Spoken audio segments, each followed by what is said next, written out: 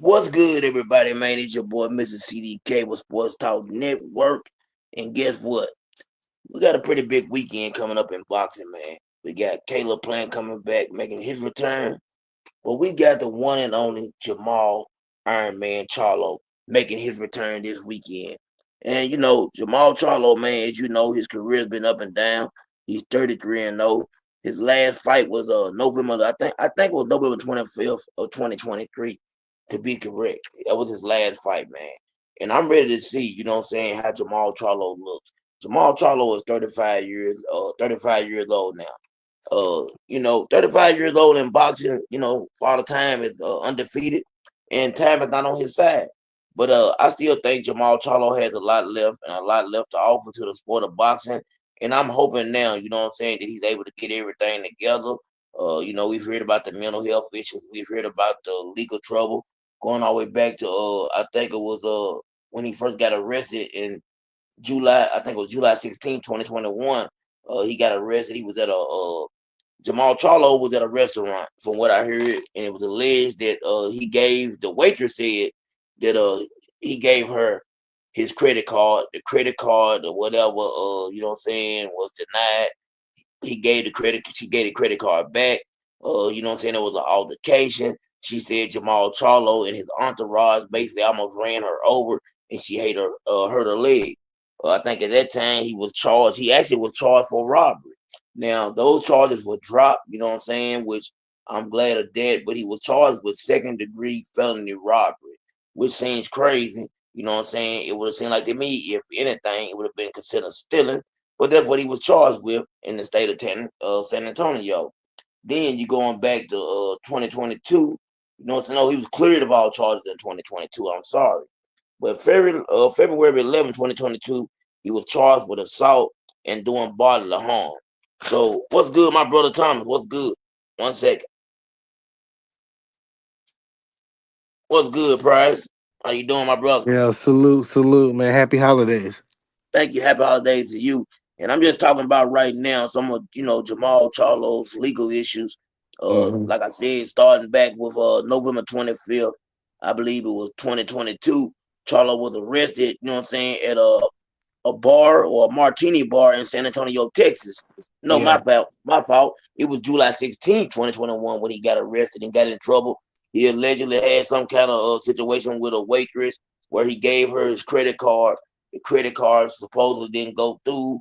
Jarmall Charlo said that's not what happened. You know what I'm saying? But the charges were dropped. Then, he was charged again February 11th of 2022. He was charged with assault and doing bodily harm. And then there's also an incident that a lot of people don't know about.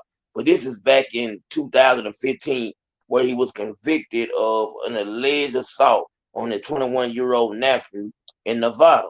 You know what I'm saying? So Yeah. there's been a lot of legal issues with Jarmall Charlo, and a lot of this stuff has held up his career. We also know about Jarmall Charlo being charged with a DUI, where he was in his Lamborghini. I think he ran from the police, and that was not too long ago. I think that was actually in 2024.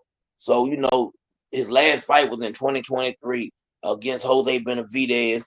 Hmm. I'm not gonna lie, I thought Jarmall Charlo looked good in that fight. I seen a little ring rust, but I still thought we seen a great jab. He had one of the best jabs in boxing. I thought that he looked, pretty good for being out of the ring all the time. What do you think about Jarmall Charlo's return to the ring? Well, I want to see what he can do because he looks a little off to me, like in his eyes. There's something in his eyes that don't look right with me. Maybe he's on medication to, you know, like to have him chill out, to calm down. Maybe depressing. He might be depressed. We don't know his personal life. So, but as far as his ring, I gotta see, man. I have to see. But I expect him to be the opponent that I never heard of. Or who is he fighting next? What's his fight? Don't he got a? Yeah, this weekend he'll be fighting. I guess his name is Tommy Lamana. Now, I'm not gonna lie. I think I I've seen seen, highlights of that guy. yeah, I've seen highlights of him. I think he's been stopped 3 times. So Jamal Charlo, I seen. This is basically a tune-up fight for him. He's a co-main event with Caleb Plant, and what they're trying to do, if both of these guys get past, what I'm saying, their opponents, they want to make the fight with him and Caleb Plant, and we know the reason why they want to make that fight with him and Caleb Plant. So Mm-hmm. I'm looking forward to seeing what happens with Jarmall Charlo this weekend. He's moving up to 168 pounds. He's been at 160 for a while now. But when he came from 154, he looked strong at middleweight. Jarmall Charlo is just a strong guy anyway. So I'm Mm-hmm. definitely, what I'm saying, I'm not gonna lie to you. I'm gonna be picking Jarmall Charlo to get the stoppage. The only Yeah. thing that scares me in this fight is it is a 10-round fight. Well, Caleb Plant had a 12-round fight. So yeah, it's Mm-hmm. the guy he's facing has been stopped 3 times already. Uh, he's not a journeyman. I'll say he's a mid-tier fighter that he's facing. And if we get Jarmall Charlo, we know it shouldn't be too much trouble. Yeah, I agree with TD. The guy does move a lot. That's what I did see in his couple highlights that I watched the guy in. So, I mean, if he's gonna move around like that, I don't like. I didn't know it was a 10 rounder, and I don't like that for Charlo. I think that he should have took the 12 rounder, but I guess Charlo gonna come out and try to knock him out. That might be tough to do if the guy's on the move. So we'll see. Yeah, definitely. Charlo and him have been, Charlo said this guy has been basically for the last month or so almost stalking him. Maybe longer than that. It's been longer than that. Charlo said this guy has been stalking him, like DMing him like a female. This is Charlo words. Like constantly DMing him, hitting him up. He said for a long time, he didn't even pay any attention to it until the fault was brought to him. And then from there, you know what I'm saying, he responded back to let him know you ain't got to DM me no more. Hey, it's on and popping. I'm going to take care of business. Now, like I said, this guy does move a lot. But the one thing I like about Charlo, and I say it all the time, Charlo has, man, a beautiful jab. A beautiful Mm-hmm. jab. He Mm-hmm. can negate any situation with that jab when he's on. And it's always been an up and down, what I'm saying, question of who's better. Jarmall Charlo, we know what he's done in the sport of boxing and being undisputed champion. But when you look at those guys, those two brothers, which one of those brothers do you favor? Which one you think has the more talent? Um, I feel like Mel is the better one. I know Big Charlo undefeated. People like Big Charlo, but I felt like Mel. He had his ups and downs, but for the most part, he compete. He a dog, bro. Not saying Big Charlo not, but I feel like Mel is the better of the fighters. That's just me though. I would like to see him Yeah. get another chance at Canelo. I don't know what I think something. I think he might have been starstruck. I don't know what happened to him in that fight. That wasn't him. You know what I'm saying? To not throw no punches and be on the move. You know what I'm saying? I think he might have been a little starstruck. I don't know. I don't know what happened to him in that, but I ain't abandoning him though. But I think Mel. I rock with Mel more. Yeah, I feel you on that. And salute to my brother B3 coming on stage. And before I let B3 go, I would say this. I believe that the thing with Jarmall Charlo is this. I believe that Jarmall Charlo is the better fighter, but I believe Jamal would have had a better fight against Canelo. And the reason I say that is I think he's Yeah. much bigger and stronger than his brother. I think we would have seen a different style of fighting, and plus because of the jab and the way that Jarmall Charlo fights, I think it would have been a more interesting fight between him and Canelo Alvarez. What do you think about that, B3? B3 left. Hold on 1 second. He's back. Did you hear what I said, B3? Yeah, I heard what you said, CDK. Y'all can hear me? Yep. Yeah, we can hear you. Salute to Salute my 3. brothers, man. What's Salute. good, Prize? What up, CDK, man? What's Yeah, good? I'm in full agreement. I think Jamal Charlo, with his jab, I think he can, keep a little bit more distance between himself and Canelo. Jamel, he was just the smaller man. He was at too much of a power deficit versus Canelo, unfortunately. But I didn't hear everything, CDK. I kind of came in late, but I do feel like Jamal, he should get the stoppage this weekend. Uh, yeah, I know he's been a little bit inactive. I just feel like Cornflake. I feel like he's gonna be able to line Cornflake up. Quarter mile, turn left on Woodgren Drive. I definitely agree with that. And if you don't know anything, B3 is the man that with the plan and check out him and what he's doing, man, and giving people picks, man. So get, you know what I'm saying? And one thing about it, he studies and he the one put me up on how many times the cornflake, as he called him, has been stopped. You know what I'm saying? Tommy Lamana. I think I am saying his name right. But Let me ask y'all Yeah, this: if good business, fighter though. if He yeah, been yeah, in there with some people though. You know, he been in Yeah, there he's with Mendoza and Laura and who else? I seen him in there with. I think he was in there with Dusty. What's his name? uh, Dusty Harrison. Dusty uh, Har- I know. Dusty Hernandez. I think Okay, that's the only time I ever seen this guy. let me ask y'all this though: if he gets, I got Caleb Plant taking care of business. I also got Caleb Plant by stoppage. Uh, if they get past, if Jamal Charlo looks good, the question is, how does a fight between him and Caleb Plant look? I'm gonna start with you, B3. man. That's gonna be stylistically a interesting fight. I think Caleb got more range. I think he has like better distance and timing on his shots. I think when Jamal Charlo is at his best, he can pepper you with the jab and kind of bag rounds that way. So yeah, so like you're saying, if both of them look good, I still gotta lean towards Caleb at 168. Mm-hmm. Just based on his overall skill set, he's kind of had on display. Um, Now the caveat is this: uh, McCumbee McCumbee was able to crack Caleb, so Yeah. we got to see how he holds up, how his chin holds up versus. Even though Resendez is not a big puncher, I still want to see how his chin holds up. Mm. Because Yeah. once you start getting cracked on that chin too many times, you start hmm falling. And That this that guy's been knocked out 3 times. yes. I'm not. You talking about Caleb Plant? I'm thinking you talking Well, about Charlo's opponent.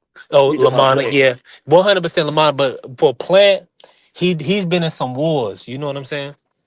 Yeah, Yeah, you he So know had. what? I feel like I got Plant right now. If I had to pick between them two right now, I need to see Charlo in there with Lamana, or but I feel like Caleb been more active. So if they fought, let's say Charlo go in there and knock this guy out in like 3 or 4 rounds. Now Charlo don't get no rounds in. Like CDK just told y'all, Caleb got a 12 round fight. Charlo got a 10 round fight, right? So Mm-hmm. Caleb Plant, he's been more active than Jamal Charlo. So right now, I'm leaning toward Caleb Plant based off his skill set and him being active. And if Charlo don't get no rounds in, or he goes in there in 10 rounds and struggles with this guy, I mean, Caleb Plant, he's been active, bro. And Charlo never fought at 68. So Right. you know, we gotta wait and Uh, see what he looks like coming out in this next fight. yeah. I'm gonna say this, and the I like Charlo and I like Plant. Plant, you know what I'm saying? I think I remember playing for the amateurs, and I had a friend of mine that I used to work with back in the days. We done demolition together, demolition work.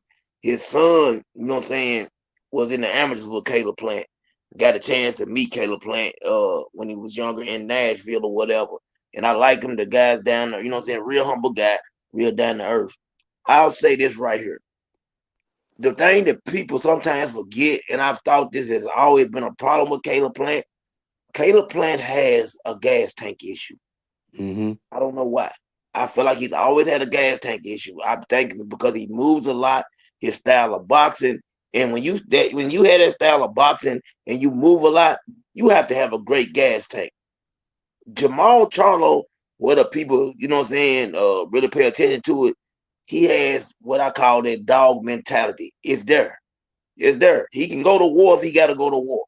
And I forgot the fight it was when I seen him really had to bite down on his mouthpiece and really get busy and show people what he was made of. You know what I'm saying? It wasn't too long ago in one of his fights. But I think it could come down to, can Caleb Plant, if he can take the punch, can Jamal Charlo be the Jamal Charlo we used to know? And is he going to be able to put enough pressure on Caleb Plant to pull off what David Benavidez was able to do, tire Caleb Plant out late, and be able to really, you know what I'm saying, put hands on him? So I think that's going to have a lot to do with it. Yeah, definitely. You said it. You said it right there, bro. Like, is he gonna be able to? I don't know. Charlo jab start to working, against Caleb Plant.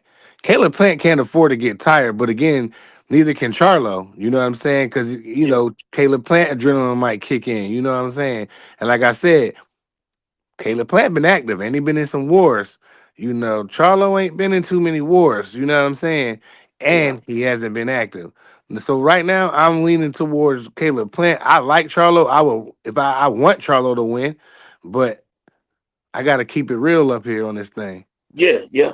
Definitely, Yeah, definitely. the I one mean, thing, I'm rooting for Charlo. Go ahead, victory. I'm rooting for him. the alcohol, that's a bit of a concern for top level athletes performing at the highest level.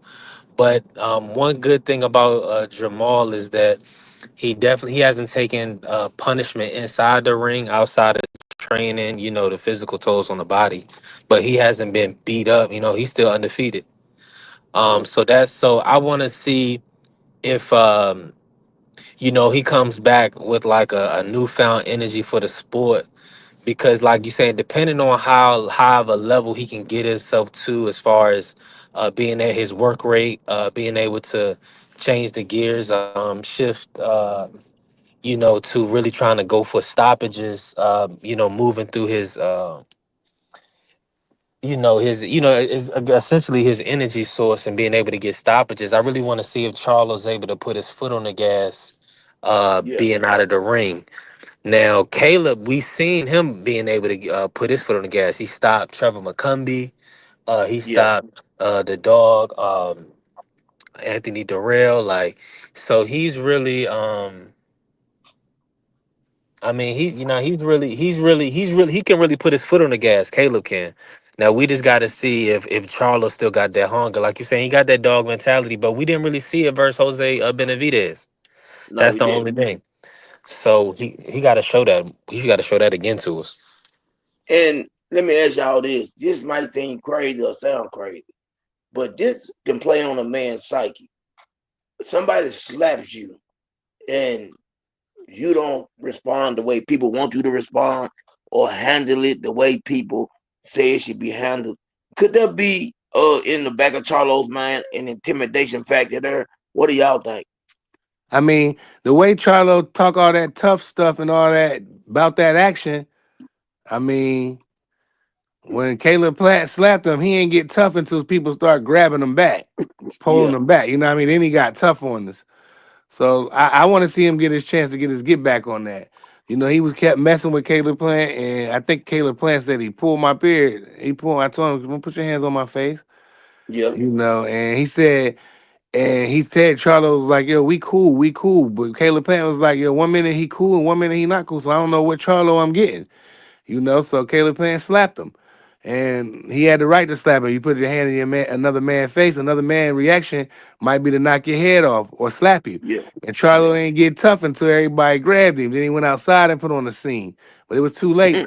Boy, and slapped you already. He should have got what Bill said, get down where you mad at. You know what I Yeah. mean? So he should have got down right there, right then and there. He should have got busy with Caleb Plant.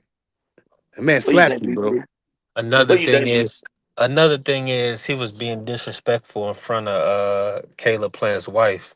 Yeah, So that's Uh-huh. something. So that's something that, as a man, you don't tolerate. So yeah, so he was disrespectful on multiple fronts. So yeah, he deserved to get slapped. I think Caleb is being very professional, um, as much as possible in the sport of boxing. Just kind of trying to keep it boxing. But when you got a high profile wife in boxing, it seems like that she becomes a target as well. So it's gonna be interesting to see both of these guys come through these next opponents, and then ultimately I think we will get that matchup, because it's gonna be a big fight for us hardcore fans. But I think if Charlo can look dominant, then it's gonna be a big fight for the sport of boxing, because then people yeah, will have to be it'll be more of a 50-50 fight, versus if Charlo don't look good, then people gonna be like, they're gonna be acting like they don't want to see it. yeah. And let me ask y'all this. I want to say this right here. Caleb Plant. Is it that he can? Do y'all feel like this might be crazy to say too? I almost feel like because Caleb Plant is white, he's being discriminated against in a sport that is more black and Spanish. You know what I'm saying? to, when you think about it, as far as dominance, you hear people say, "I'm not gonna lose to no white boy." Do y'all feel like Caleb Plant doesn't get the respect he deserves because he's white? It could be a little. It got a little bit in, plays a little bit in it. But I feel like, I rock with Caleb Plant because he's from America. Hmm. You know what I'm saying? He Me too. American. I rock with Caleb Plant because he's from right here. You know what I'm saying? So, and he does get a little bit of that. I think he got a black family, don't he? Don't he got black kids? His So wife, his wife, his wife is is she brown or something? Man, she Spanish? She no, something? she's He's no, she's. black. I She's think his mixed. wife is. She's me, yeah, yeah. But he Yeah, he got definitely, black kids, so he definitely he get hated on. He get his hair cut like us. He probably grew up hanging around us. He probably listened to our music. no, he did. You know Like what I I'm saying? said, No, I'm he saying I don't did. know him personally, but he probably grew up listening to our music, liking with the same thing, dressing like the way we like, liking to put on jewelry the way we do, our He culture. do. And he He does, and do. it's okay, and that's why a lot of the brothers like Caleb Plant. Some people think he Yep. corny. Some people like Yep. him, some people don't like him. But I'm one of them people I like him because he's from right here, and I can root with him with the rest of my brothers, with Terrence and Abdullah and all the other fighters I like, Tank and Devin and all Shakur. I root for all the Americans, so I root for Plant too. And I think Yeah. he And slapped the shit out of Charlo. He kept it. He kept it. He stood on 10 toes. Like I ain't gonna keep. yeah. I don't know what to say. I can't say nothing bad about him. He won some fights. He lost a few. But you know what? That doesn't make him a bum. I think he'd be pretty competitive to anybody at 68. Well, let's make it clear that he lost to David Benavidez and Canelo Alvarez. Let's make that clear. You know what I'm saying? Well, I can say their names. I really don't have to say too That's much more. that's the top You know what I'm saying? echelon. Yeah. Yeah, yeah, that's top. That's the top of the tier, like you said, B3. He ain't losing no cupcakes or bums or limo drivers or cab drivers. He lost Nah. to the top of the food chain. Yeah. And he Those made are some two future mistakes. I Hall know of he Famers. went. I know he went down against McCovey or whatever. But that's a mistake he made. You know what I mean? Came You back see and what he stopped him. did. Right, right. He made a mistake. He's human. He made a mistake and he got clipped, but he survived. He looked well and he came back and got the stoppage. You know what I mean? And McCombie can actually punch. McCombie can Yeah. punch, He can. hmm and he's not a slouch. He's No, not you no can't slouch. just get cracked while McCombie. You might go to bed. So So like we, Yeah. at the end of the yeah, day, I think Caleb Plant held his own in that fight, and I'm a fan of Caleb Plant. I'm a I supporter, think and I'm rocking with him. I see Caleb almost as the American dream. He's definitely brought himself up from humble beginnings. You know, pretty much being impoverished and poor from Tennessee. And boxing is a poor man's sport. But Caleb has a lot working for him. Caleb has the uh trial to triumph story. He also has, he has a beautiful mixed race family. His father's in his life. His father's helping him out tremendously. He's had loss. I think he lost his daughter, before. So but also Caleb yep, has gets a lot of love from the Hispanic community as well. I know he likes the old school low riders, so he has like a community of guys that like those type of vehicles and stuff like that. So Caleb get a lot of love, and being with PBC, Mhm. um, that gave him a lot of. I mean, of course, being able to kick ass, that's the number one. But Facts. being yeah, with PBC, that really boosted him because we seen the promotion. Like they had CBS, they have those Fox fights, and they was really able to build up a lot of their talent on free TV. And then ultimately, after he beat, I believe he beat Uskatagi for the title. I mean, he just yeah, catapulted from there. So in our country, we like anomalies. Christian McCaffrey, he got kind of yep, discredited being a white running back, and boxing is not prevalent with white American boxers at the highest level. Right. So Caleb is kind of like he stands out more than most, So I'm proud of Caleb, man. I'm thankful to have Caleb in the sport of boxing, man, Mhm. because I appreciate uh him. yeah, because he's a true professional in the sport too. Yeah. yeah, definitely. And Caleb Plant, like I said, I got opportunity to meet him, and I knew people that knew him, and everything you said, prior is spot on. He did come up around people look like us. He loved the cars. He loved the Jordans. He dressed like us. But that's the way he came up in the environment. Ain't he trying to be us? He ain't trying to be us. He being Caleb Plant. When you Mhm. come up around people, you know what I'm saying, you're gonna pick up certain traits from them. That's just what it is. And I respect everything about Caleb Plant. I think he's a phenomenal talent. And like Good you say, he father, lost a to a top married three. man, family Yeah, yeah, man. yeah. He's a Family man. like three just said. He's American dream. You know what I mean? Yep. He's at least one of them. You know what I mean? He don't get in any trouble. You don't see him out there. You know what I mean? Yeah, he has his flaws as a fighter. We know he has a gas tank issue. You know, like anything else. But that doesn't take away. That doesn't. You don't have to not like him because of he. You know, he's made it Right. through 12 round fights before. He been down. He got stopped by Canelo. You know what? Canelo's Canelo, but.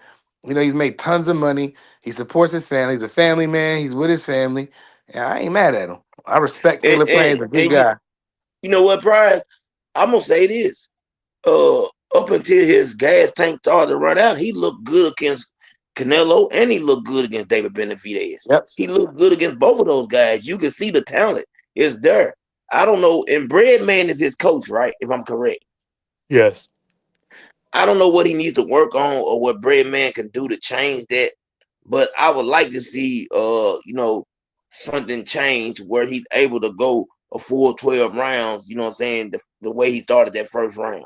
And that's what the thing I say about Jarmall Charlo, regardless of whatever. They call him Iron Man for a reason. I've never really I'm trying to go back. Can y'all recall a fight where you seen Jarmall Charlo really tired? Like where he couldn't make it to the end or he looked like he wasn't gonna make it. Can y'all recall a time? I definitely can't. Nah. Seems like he Yeah, what I'm makes it saying. through. Yeah, he makes it through. Jamal Yeah. Charlo has a great gas tank. And I definitely want to see the fight. You know what I'm saying? Jamal Charlo, at the end of the day, some people was mad at Caleb Plant for slapping Jamal Charlo, saying that he got mental health issues. It's not Caleb Plant, you know what I'm saying, problem to find out what's going on with Jamal Charlo. Keep your hands to Right. yourself. He done what he was supposed to do. You disrespected me in front of my wife. You know what I'm saying? You putting your hands on my face. I'm a man. You a man. You ain't got no business putting your hands on my face. I have no problem with what he done. You know what I'm saying?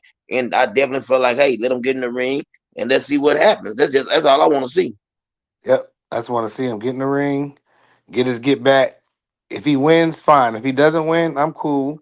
It's Caleb Plant. You know what I mean? So it is what it is. But that man slapped you in front of all them people. It's on camera, bro. You got Hmm. smacked. Okay, you can't say it was a rumor. This, nah, bro. Brody slapped you. It's Brody a slapped meme. you up. Yeah, It turned it's into a def meme. right. Brody slapped you up. So like now they trying to co-main event them, and then if they get past their respective bouts, then I don't want to hear no excuses from Charlie. I want to see him get right into it. Well, he said if business is taken care of, that's what he wants to do next. And Caleb Plant is saying the same thing. I think these are two guys that got a lot of heart. A lot of people said, Jamal Charlo at one time was ducking this person and ducking that person. And I always wondered why he didn't face Triple G. That would have been a fight that I would have liked to see because I wanted to get a good gauge on Jamal Charlo. I wanted to see how he would have fared against a Canelo Alvarez or a Triple G. And I hate that we didn't get those fights. From what I'm hearing right now with Triple G, I'm hearing that he's having a lot of, whether it's true or not, complications due to we know Triple G had one of those cast iron chins and he took a lot of shots. But I'm hearing a lot of things about him right now, and I just hope that he's doing okay and well. But also, not jumping to another topic. I want to talk about this because I told y'all yesterday how I feel about this fight, and now I'm starting to see more and more people talk about it. You know what I'm saying? We got Floyd Schofield upcoming fight, and a lot of people are picking him to lose that fight. You know what I'm saying? What do y'all feel about Floyd Schofield's upcoming fight? And y'all do know who he's facing, right? Kid Yeah, Austin, Tevin. Yeah, Tevin Farmer. Yep. Yeah, yeah. Kid How do y'all Austin, feel Kevin about that? Farmer. Go ahead, three. It's gonna be a tough fight for Kid Austin. Tevin is extremely durable, very crafty in the ring. He knows how to get himself out of trouble. He knows how to weather the storm. I think uh he has sneaky power too. He's definitely showed more power since he moved up to 35. Mm-hmm. So Kid Austin is in a dogfight. I mean, now I think they are leaning on the fact of Tevin Farmer's style and being more so of a boxer. with Kid, but see, styles make fights, and Kid is he can punch. Is he gonna be able to land those shots that can hurt Tevin? So I'm hoping that Kid Austin works on going to the body, so he can slow Tevin down. I think that's gonna be stab jab into the body. Just trying to keep Tevin in front of him, and then we'll see. But Tevin can box his ass off. Yeah, he can. Go Yeah, ahead, I Brian. like I like Tevin Farmer. He from Philly. I'm gonna be rooting for him. Kid Austin's gonna. I seen him on the interview talking, you know, and his dad's like, "Stay humble," But I feel like I'm gonna go with Tevin in a close fight, but Kid Austin gonna be tough though. I ain't gonna sit up here and act like he not.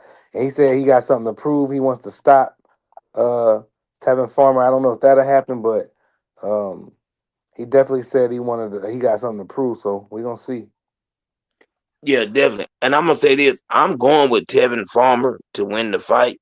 Uh, but I think it could be a situation where we get the judges involved and in the way. And what I mean is, I think that Tevin Farmer could win this fight, but if it's close, I think they could take it from him. And I don't want it to be a close fight where they take it from him. I think, you know what I'm saying, that we're going to see Tevin Farmer go out there and do everything he needs to do. You know what I'm saying? But I also believe that we might see a situation where Tevin Farmer doesn't get the victory. So I think he got to go out there. In order for him to beat Kid Austin, it's going to have to be a 9-2 or 8-4 type We of have to situation. smoke It's him. going to have to be like that. I mean, 9-3, Huh? 9-3, 8-4 situation. He What gonna do really you? have to go out there and smoke him. You gonna have to go out there and smoke them. What's good, Mr. Hill? You know what Yeah. it is, man. What's that? For people who celebrate, man, happy holidays to you and your family, man. Thank you. The same to you. I Shout got out my somebody got something boy. playing in the background. I don't know what it is. Can y'all hear? It's something playing in the background. Oh, that could have been me, man. I'm sorry about that. Okay, Uh, Mr. Hill, what do you think about Tevin Farmer and Floyd Schofield?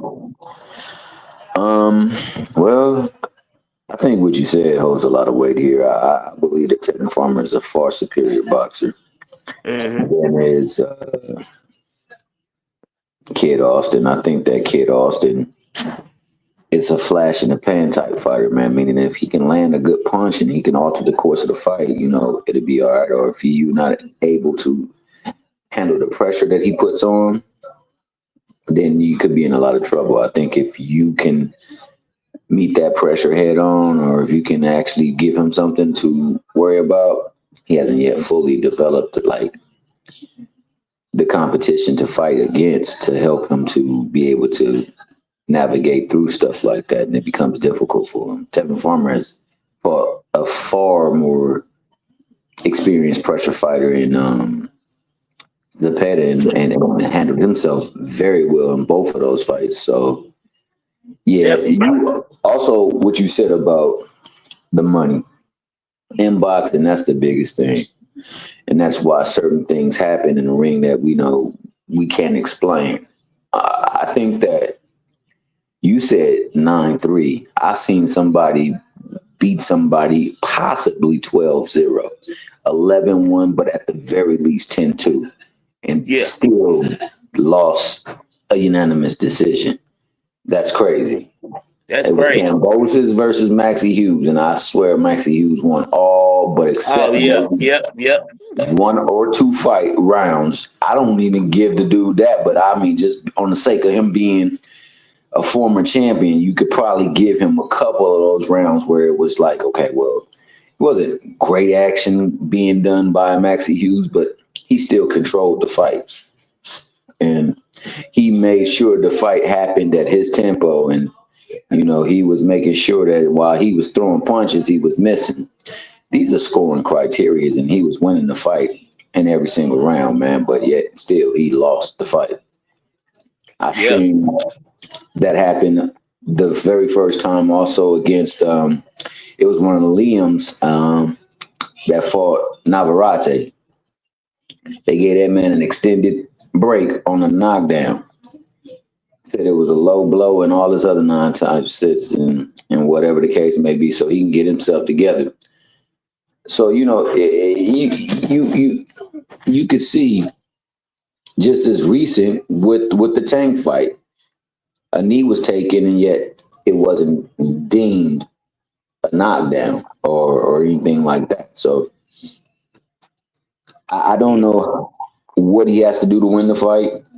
I know that he will win the fight in the ring. I know that in the ring he will win the fight unless he's not at his best. And your boy Austin is really getting like strong training and is on his best night because he does have some stuff. He does have some stuff.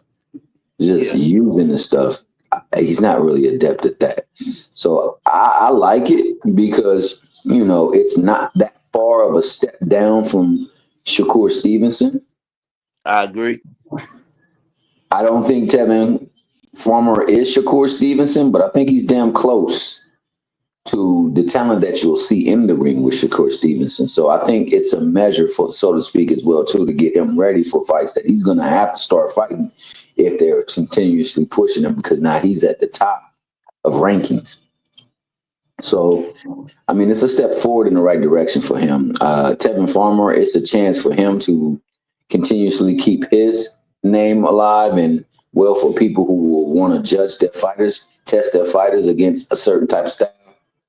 He probably will never be in that range where he is respected as not only a contender, but one whom they can ally a belt with. Another reason why we can firmly see the distinction that belts truly don't matter, because you could see people getting taken out of shots for belts or taken out of fights for belts that they won because of their name or their allegiance or who they know. So like opportunity and availability and people matter most when trying to acquire hardware in this game, unfortunately, or this sport. Yeah, I definitely agree with everything you just said. Uh, you know, I want to ask y'all something else. Edwin De Los Santos and Keyshawn Davis. I'll give y'all my opinion on this. A lot of people have Edwin De Los Santos ranked real high, but I'm gonna go on a limb right now. I ain't even going on a limb. I'm gonna give my opinion. I think Keyshawn Davis is gonna go out there and stop him. How do y'all see that fight playing out? I think I think Keyshawn gonna go out there I and beat mean, him up. I see Keyshawn also getting a stop with CDK. I'm right there with you. I think his style of fighting, ultimately, that's one thing. But another thing would be is Edwin De Los Santos inactivity, being out of the ring.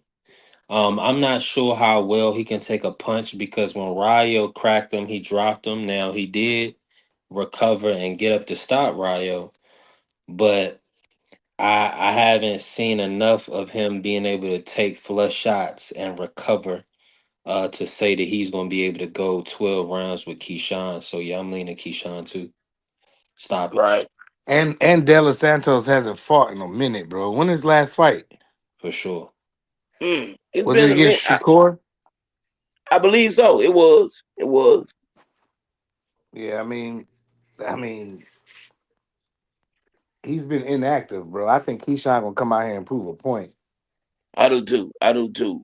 I definitely think he's gonna prove a point, and I'm waiting to see how that fight goes. And after that, what's next for Keyshawn, Mr. Hill?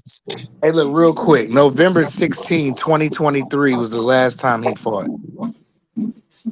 Okay, it's been a minute. What do you think about that It fight, was Mr. Hill? Keyshawn and Elton. I mean, I like the fight from a standpoint of prospectus. I mean, hell, if your boy De Los Santos is right and he's been taking training serious, he's been sparring a lot.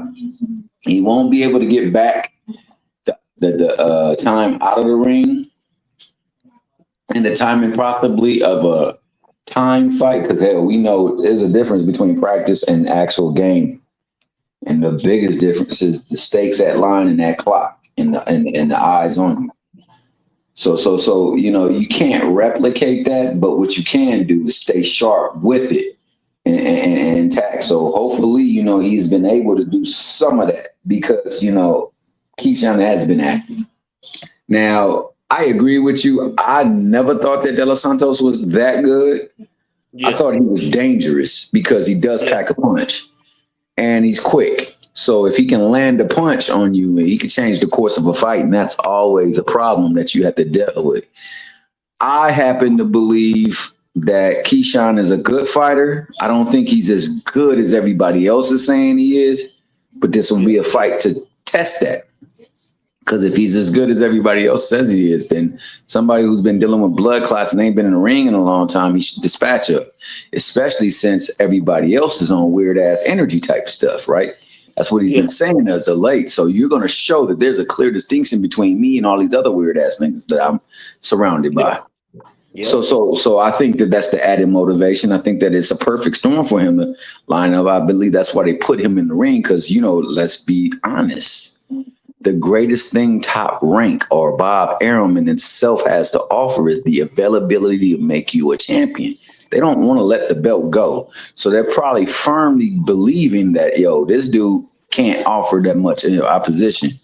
So this is a big opportunity for both, for him to have a name that, you know, people will regard as someone of quality and stature. Because to this point, in my eyes, the best name or the best fighters on his resume at this point is freaking Anthony Yiggit or whatever his name. Can you dig it? Yiggit. And also Nair Albright, who I think is the best on his resume at this point in time. I think everybody else is fluff, to tell you the truth, just made to look like something that it's not. So, and you know, I don't know what happened in the fight with Baranchik, but Baranchik ain't fought ever since then. Man, Baranchik looked terrible. He did. He got knocked out by, you know, that little bone, the hammy bone right there underneath the pinky side of your palm where it connects to the wrist. That's where the punch landed. He landed a punch with that, and that knocked him out. It was almost like a karate chop, and it knocked him out. So, I don't know what was going on in that fight. That fight was oddly weird. My man had all this stuff going on prior to the fight, but this is his opportunity to shine against somebody that people respect. It definitely is. It definitely is. And I think that Keyshawn Davis, man, like I said, I think he shows up. I think he shows out. I believe that Keyshawn Davis, myself, he's right now, him and Abdullah Mason are my favorite two young fighters. Those guys right there, I have ranked real high. Camille Moten is bringing up the rear as far as number 3 on my list of top 3 young talents. And all 3 of those guys, to me, have a bright future. Now, you know, I don't know how things are going to play out. I don't know how long Keyshawn Davis will be at 135. He's a big 135. He's actually bigger than Shakur. You know what I'm saying? So I can see him moving up in a year or two, or maybe even sooner.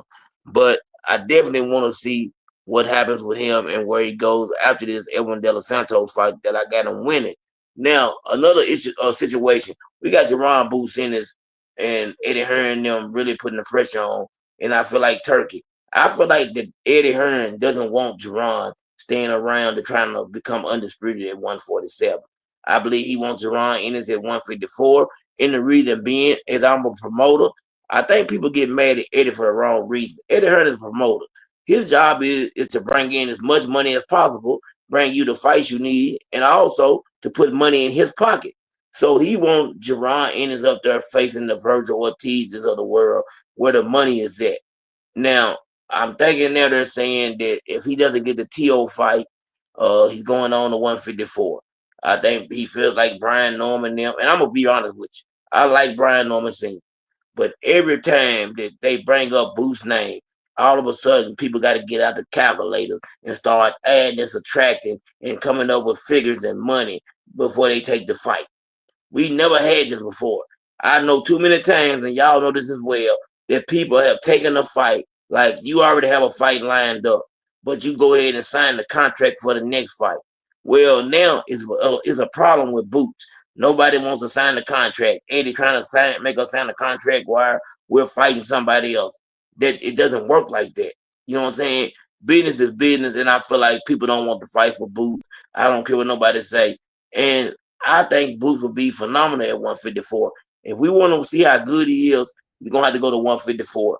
I don't think at 147 we'll ever know how good Boots really is. I don't think Mhm. there's anybody at 147 that can give him a real challenge where we can say, hey man, Boots are all time great. No, it's gonna take 154 for him and possibly 160. So this So is what's gonna happen. Let me ask y'all one thing. Do y'all believe that if T.O. doesn't take the fight, Boots will be the one blamed for it? that's what the media is trying to Yeah, push now. Certain yeah. parts of the media, they're trying to make it seem like Boost is ducking the fight. I don't think Boost is going to duck his highest payday. So if they're going to pay him to stay and make 147 and defend the lineal, then I mean I think Boost is going to take that Tio fight. Because what I else mean he that's just gonna my do, thoughts. V3? What else he gonna do? It's not really because you got Brian Norman Jr. flying all the way out to Japan, Right. and Barrios and Pacquiao's rumbling. Jerron got the other two belts. What is he gonna do? Let me say Right. this. Let me say this. The Norman Jr. fight is in June. So if the Tio money is there, great. I don't believe Tio really wants to fight Boost. That's just me. He But don't.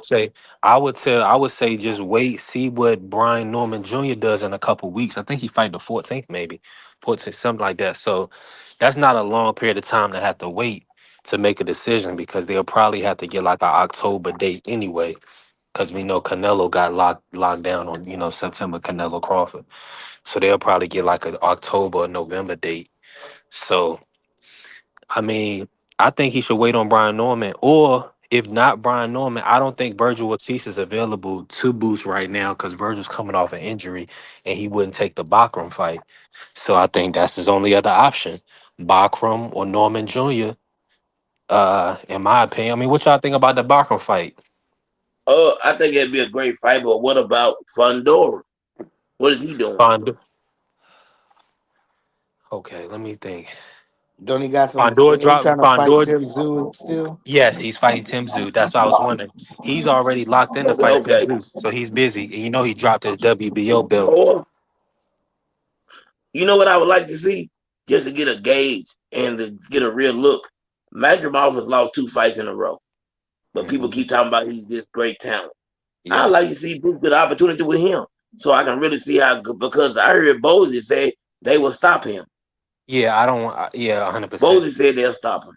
So I would like to see that because Mr. Hill, what do you think about a fight between Madrimov and Boots? I think he knocks Madden out. I'm gonna be honest with you. I really believe he knocks him out. Mm-hmm.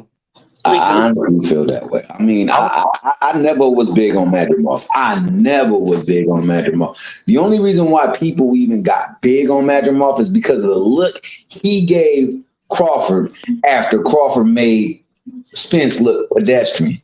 right. Yep. He was walking on water, flying through air, and spinning around the Earth's axis after that damn Spence fight. And then this Mickey Fricky went in there, and it was like a fight.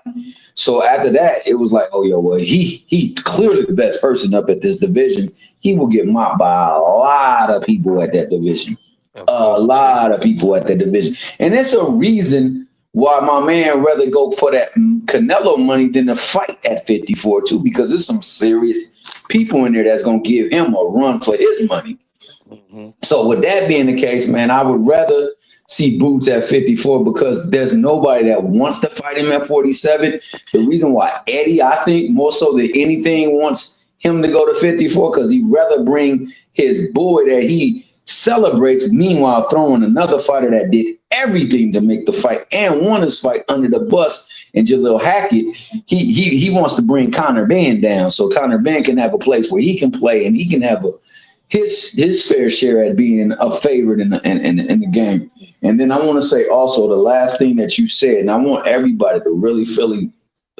You said my man say he want to fight Boots, but whenever it get time to talking about it, there's another fight that he go and sign. But when he want to fight Boots, he want to break out a calculator, right? Yeah. So he can get the best. We know why that is because if it's a possibility that I go in there and fight you, I lose. I want to make sure I got something to fall back on because the fall from grace can be epic. And all I gotta say is we look no further than an accomplished fighter in Devin Haney and how they treated him after a look of a fight. Yeah, So you know he's gonna do something like that to salvage his future in case we don't no longer get the looks we want because he's no Devin Haney. I mean, how many people know Brian Norman as opposed to Devin Haney? If they can do that to Haney, what they can do to him.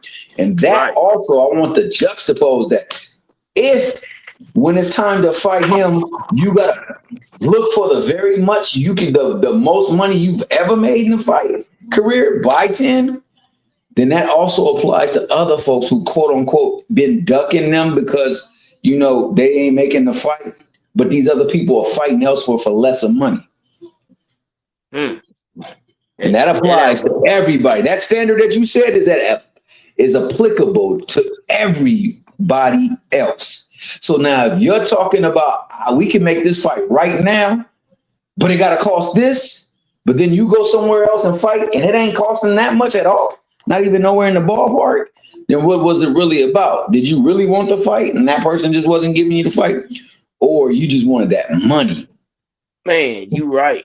Hey, Mr. Hill, y'all, all of y'all, I want y'all to think about this. That guy that came up after the Brian Norman fight, no disrespect to him, the Japanese guy, I can't think of his name. Man, that was all planned ahead of time. That was all planned. The letter and him wanting to fight and them saying that the letter was heartfelt, which I think is crazy. Man, that was all planned out. They knew they was going to take that fight. They didn't want to fight for Boots. They're trying to start. They're really waiting for one or two things. Either Boots has real trouble making the weight, which he already has, or we're going to sell the belt to you. We're going to sell Well, the belt. CDK, he didn't look like he had a weight problem in the Staniotis problem. You know what that was? That was that IBF. I believe that it was that IBF 10-pound Yeah, weight. yeah, That weight clause that the IBF comes with, but when you unify, that rule is out of the window, and that's why I yeah, think Jerron Ennis looked so much sharper in his last fight versus them fights against Karen, where he looked kind of like, I don't know, maybe I should go 54 because remember he had to be yeah. under that 10-pound rehydration. So now that he doesn't have to do that, he looked like Boots again. So I don't think he has a problem making 47 at all. I think he can make that easily and be sharp and effective. I'm gonna tell You you know this. what? Go Oh, ahead, B. go Go ahead. ahead. Go No, ahead. no, Go no, ahead. no. No, go ahead. I was just gonna say Price because Price is real close to the situation. He can go. You can go in there and look at Boots. Boots got no more than a year and a half left at that division, Yep. Yeah, I ain't gonna and disagree with that. and if they can't get no fights, I mean, it ain't because of him. It ain't because he ain't try. They're gonna paint it that way because there's a lot of people who, I'm gonna be honest with you. Boots gets a lot of the flack that he get because of the thing against Terrence Crawford and the anti-PBC effect. Because Yep. he at one point in time was tied to the PBC, he's gonna get staunch treatment for that. And that's wild to me because the niggas that really be doing that, I'm sorry to say that, the people that really You be okay? doing that, the people that really do that stuff are people like us. And it's over some brother like us. But we'll glorify somebody that threw a fighter under the bus because they did everything they could to make the weight, got in the ring and won the fight and got cheated. Hmm. We'll celebrate that ninja. Or another person who clearly don't want his fighters to go out there and make the most money they can make, to make him money and just to keep them caged by the fact that, oh, I can make you a champion. Or another dude that's out there doing clapback Thursdays and all types of stuff.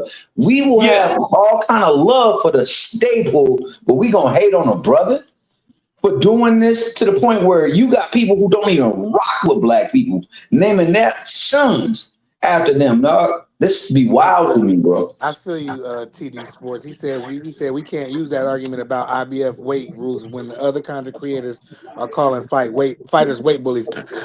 I never believed in that term weight bully. I don't see like if I walk around 180 and I squeeze down to 147 and you're a natural welterweight and you probably walk around, let's say you walk around 155 at the most, maybe 160, you don't go too high up, like wouldn't you have an advantage over me because I got to cut so much weight Yeah. and Hey, I'm Brian, wasting my time. let me answer that prize, Mr. Hill, you don't mind. In the amateur prize, I walked around at like 160, right? I fought at 140. But I was able to get the weight down. I was healthy when I got in there. I was able to do it the right way, to lose the weight the right way. I'll say this from somebody that's been in the ring, you know what I'm saying, and had not the pro experience, but I could have had the pro experience. I feel like this. Everybody, if you look at it outside of Floyd Mayweather and Manny Pacquiao, in my humble opinion, or if you're a heavyweight, or you could call them a weight bully if you want to look at it like that. There are not too many fighters walking around within 3 or 4 pounds of their fighting distance around 3 or 4 months out from the fight. It just ain't. So I think the problem is this. That word only applies to people like it applied to Spence because guess what? Spence would mow you down and run you over. Jerome Dennis will run you over. So when you think about it, they only use that weight bully with guys that they feel like run over top of people. That's when you hear about the weight bully this, They was weight bully calling that. Devin a weight bully. He wasn't even knocking Well, people out. I'm gonna say, give what I was gonna say. I was getting ready to say Devin name, and I was gonna say the rule with Devin is this: Devin is such a good boxer that a lot of people don't want to face Devin. So you hear it, and you hear Regis Prograde make up all kind of excuses when Devin See, Haney I was lost only six. respect for him. Oh, I don't have no respect for him. Devin Haney was only 6 pounds heavier than him. You know what I'm saying? 6 pounds heavier. Regis Prograde, your feet were stuck in the sand. Your feet were stuck in the sand. You couldn't move. You couldn't box. Devin Haney made you look like a sucker. And now all of a sudden, you have came up He's with a every sore loser, excuse. man. Yeah, you're a sore loser. He's a real He's sore a sore loser. loser. I have no respect for Regis Prograde whatsoever.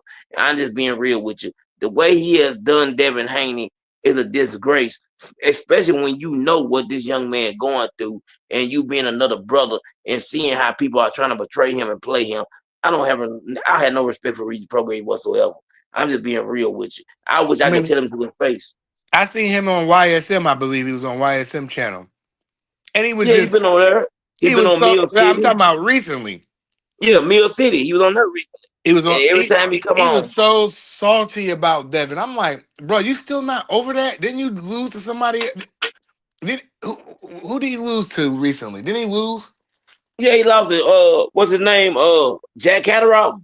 Yeah, something like that. So I mean, he's just a sore loser. I used to like Regis Prograde. After that Devin Haney butt whooping, he has not gotten over it. He Devin lives rent free in his head. It's nasty. He get on here in these interviews years later, and he's still talking about it. Go get a rematch or shut up or fight somebody else because you got whooped. And at the end of the day, it is what it is. He is so damn salty. I don't think I never seen a fighter be this salty before. I could be wrong because I No, ain't. you're You not know, wrong. You're not wrong. You're I'm not talking wrong. about. I'm I have talking about never. for me, CDK. Like I have never seen this fighter just be this salty. Let me. Like No, I agree. I Can agree I get with in you. on this I'm real quick? yes, sir. I would say this, man. To Regis' defense, they asked him about Haney all the time. You know what I'm saying? And I don't think he wants to give anybody that much respect in the, you know what I'm saying, like all the time. Now with Hey, Devin, I do believe that he rides the wave of the social media, like how everything is moving. So I think he was disingenuous with the PEDs. I think a lot of people was disingenuous with the PEDs when it came to Ryan. Um, yeah, yes. but outside of that, I do. But Regis is still a competitor, so he still got to give Devin a little stick. He won't But give him none, B3. He won't, I'm sorry to cut you off. He won't give him no respect. Listen, I've had maybe 2 or 3 interviews with Coach Tabler. And I hope I'm saying it right, but his name. But he has always, you know what I'm saying, he said a lot of things about Regis. And I've never once said one way or another that I agree with it or disagree with it because I really don't know the truth. So I like Regis, you know what I'm saying, at that point. But the coach is talking about Regis didn't pay him. Regis blamed him for this. There's all kind of things that's been said from coach that you can go back to my interviews and listen to it, and he said it right there. But still, I still try to have respect for Regis. Why can't he give Devin the same respect? And my brother in the building right now, man. What's good, TD Sports, Tommy? What's good? What's good? Hope everybody's doing well today, man. Man, what do you think about all this, Tommy? I got to get you in. What do you think about all this? I think it's just funny, man. I mean, I think you guys are cooking well, and you know, Regis is acting like some of these content creators, you know, where they're not giving credit to these fighters, and that's probably worse because content creators, you know, like us. I mean, except for you, CDK, because you've been around. I've never been in the ring. You know, I got to go by what I see on TV and what I see at the fights. Yeah. I read in articles, this, and that. That's where I get my information, and then I have my opinion on it. You've been in the ring, but like a fighter like Regis that's been in the ring, he's not giving another fighter the credit that they deserve. When you know, and I think that's even worse than these content creators that's not giving credit to these fighters, and it's just embarrassing, and it's ruining the sport. You would think that some of these content creators, you know, would try to help build the sport, but they're not. They're trying to put shame on these fighters to protect their favorites. And it's just killing everything.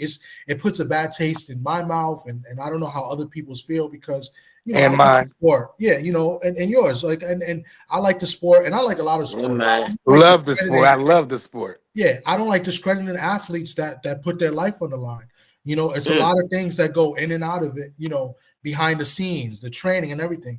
But it's just crazy. Like it makes me not want to do content as much as I want to. Like I want to fall back in the lies, maybe do more videos and just leave it at that. You know, I'll go to the fights, I'll report, take my pictures, my videos and stuff.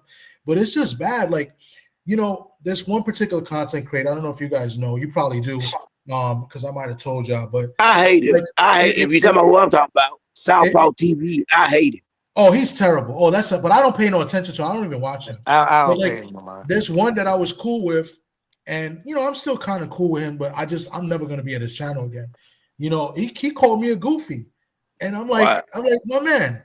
I just laughed it off. I didn't respond. Then he apologized later, and I just like, whatever. I didn't reply, and I'm like, all because he put shame to Shakur. Shakur made a statement about how he been through the struggle, and then I was like, how can you know? He said because you know Shakur didn't live through the struggle because his grandfather made him good. And I was like, what are you talking about? But I came out politely and I said, nah, bro, you wrong for this. I said you can't say that. Like, how could you say this? Whatever. I gave my reason, and then the guy called me a goofy. Said I need to pay attention. It's free, and the guy's a clown, you know. And you know his channel. He's, you know, is okay, is doing all right, but he clowns a lot of guys up there. I'm surprised they even show face and go up there on his panel just to get, you know, abused because that can't rock with me. And, you know, he's the type of guy that says, oh, you wouldn't say that in my face. You know, I wish you guys would know me in real life. I say it in your face. You know, and like, I'm like, this guy is a clown, bro. And it's guys like him, and he's not the only one, that I'm like, wow, man, you know, you never been in the ring. You never seen these guys. To claim that Shakur has never been in a struggle when it's well documented that he grew up with a single mom with his brothers and sisters in a small apartment, like in Newark, New Jersey. You got to be fucking kidding me, bro. And it's like you're not giving credit to a fighter like Devin Haney because you don't like him because you're a Tank fan. And it's like, it's fine. You could be a fan of whoever you want, but you got to call it the way you see it and give credit where credit is due. And if you don't want to give credit in a fun way, that's fine. You know, I think we all have jokes and we clown the fighters. Look at BVO's, I think, is a perfect example. But, you know, BVO's funny, man. He does it in good taste. No, he's having fun. BVO having fun. You know, and it's like, it's just rubbing me the wrong way as far as like the way, you know, and like I said, there's other channels that do this as well. And it's like, wow, man, like we go up here, we do this work, we give you guys, you know, the content and you know, we have discussions. You know, I pay a lot for these tickets when I go to these fights. I try to take these videos, I try to get interviews with these guys. We're doing a new show where we're talking about guys, interviewing guys where they're the B-side and giving us their stories, you know, and how it is. It's bad. And then that's one thing I want to talk about. And I want to bring up what you said, CDK, about the amateurs, like when you're amateurs. See, the amateurs is I'm not saying it's easy, but it's a little bit easier for pros because the amateurs, you're more active than pros. So pros, in amateurs, you might be fighting every 2 or 3 weeks, right? Yep. And Keith Cologne, and this is why I have these interviews with these young prospects, is they tell us like Shout he's out going to be Keith on Cologne. weight every single week in these tournaments. So it's a little bit more difficult, but it's more disciplined. Fighters that are in the pros, they're fighting every 3, 4, 5. Imagine fighting once a year. These guys are not walking around weight, and it's harder for them to make weight, and they are walking around a lot bigger. So to call a guy a weight bully and not understand the situation is just crazy to me. I don't At the end believe of the in that day, term, TB. yeah, if you're making the weight, you made the weight, and everybody knows those last few pounds is the toughest to lose. The toughest. You know what else get me? These content creators, some of them to tear down Devin Haney just to protect Tank Davis. The channels I don't like. Like I don't like them channels, them anti-Devin channels. I think that's corny, bro. I think most of y'all are corny, and that's respectfully, in the words of Dub Right Side. Like, you don't got to tear down Devin or Shakur to go for Tank. You can do that. I heard people saying that Tank and Lamont was a legacy fight. That's the most bogus thing that I've ever heard. And these dudes, man, and one day I'm telling you, I'm gonna get up here. I don't know where I'm gonna do it, but I'm gonna find somewhere. I'm just gonna bomb on this. Cause I've been sitting back watching for years. Well, And you one can day bomb anytime you want to on my I'm a channel. bomb on all the channels, and they can take it how they want. It's not like I'm trying to say, oh, I could beat you in a fight, or I got more firearms than you. It ain't nothing about that. It's about like. I'm just critiquing your content, bro, because you dudes do this for a living. You know what I'm saying? And some of y'all need to stop this stuff, bro. It's nasty. Like TG just told y'all, it's ruining the sport. And that's why some of these fighters be like, oh, these are YouTubers. Boxing media is ran on YouTube, not ESPN. It's ran on STN It's network. You know sad. what I'm saying? Boxing media is ran by us. And the fighters don't want to do interviews because you got Exactly. people like old boy and them just over there glazing Tank like he can't do nothing wrong. Like Exactly. the man had an off night and okay, call it what it is, bro. But then what they'll do is go make a video about how Devin Haney ran or something like that from Ramirez. You know what I mean? When I feel like Devin wasn't trying to take no risk and mess up the money. So he's like, nope, I'm skating on this one. You know what I'm saying? I'll Yeah. fight the next fight. I'll look good the That's next good that you time. said that. And to add to that, I'm glad you brought that up because that's why sometimes a lot of fighters and trainers and stuff, they don't want to do interviews with certain content creators or YouTubers because they think all of them are the same. They see how they criticize their fighters, like, nah, I don't want to get up there. Or they've seen channels where they get into big arguments and stuff, and or they're arguing with other fighters. They don't want to be put in that situation. And then we got to fall and take the blame for that because even though we didn't do it, but we're part of the YouTube, I guess. The YTBC. Yeah, whatever. You know what I'm saying? It's a small umbrella, it's bro. True. They don't want to do interviews like that. Listen, I had to go through a publicist to try to get Keith Thurman. And she said that Keith Thurman will not do a live. And he's like, it's going to be a certain time limit.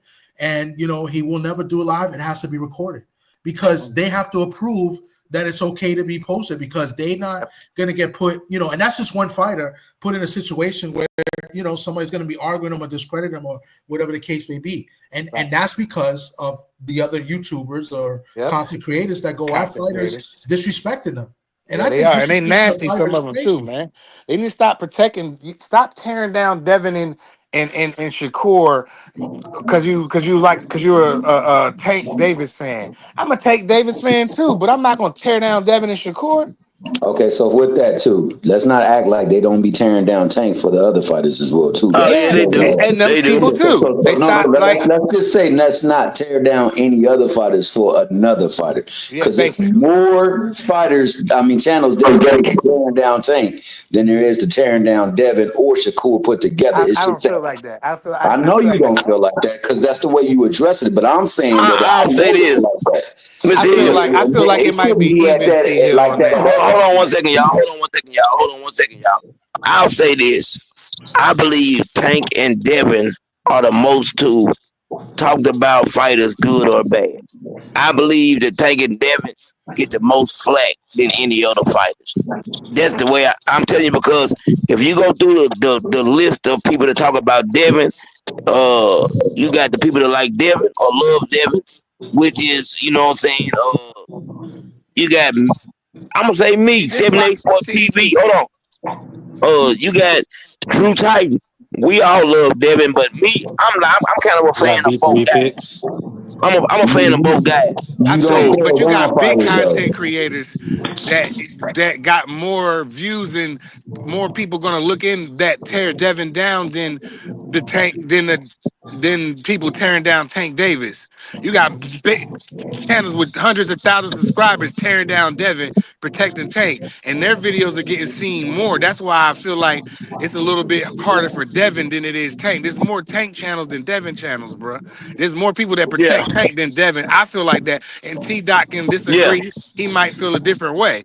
He might think it's 50-50 even, but I feel like some of them big channels be going at Devin pretty hard, bro. Mr. Hill, what do you say to that? There are some channels that go at Devin hard. There's some channels that go at Shakur hard. There's a Yes. lot of them that go at Bud hard. There's a lot of them that go at Spence hard. There's a couple of them that go at Canelo hard. There's a lot that go at Tank. I mean, that's just what it is. Some of them on payrolls that's paid to go at a person. Yep, Paid yep. paid to go to have people. They pay people to go to That's other crazy. people's That's thing. nasty. Oh, but that's what it is though.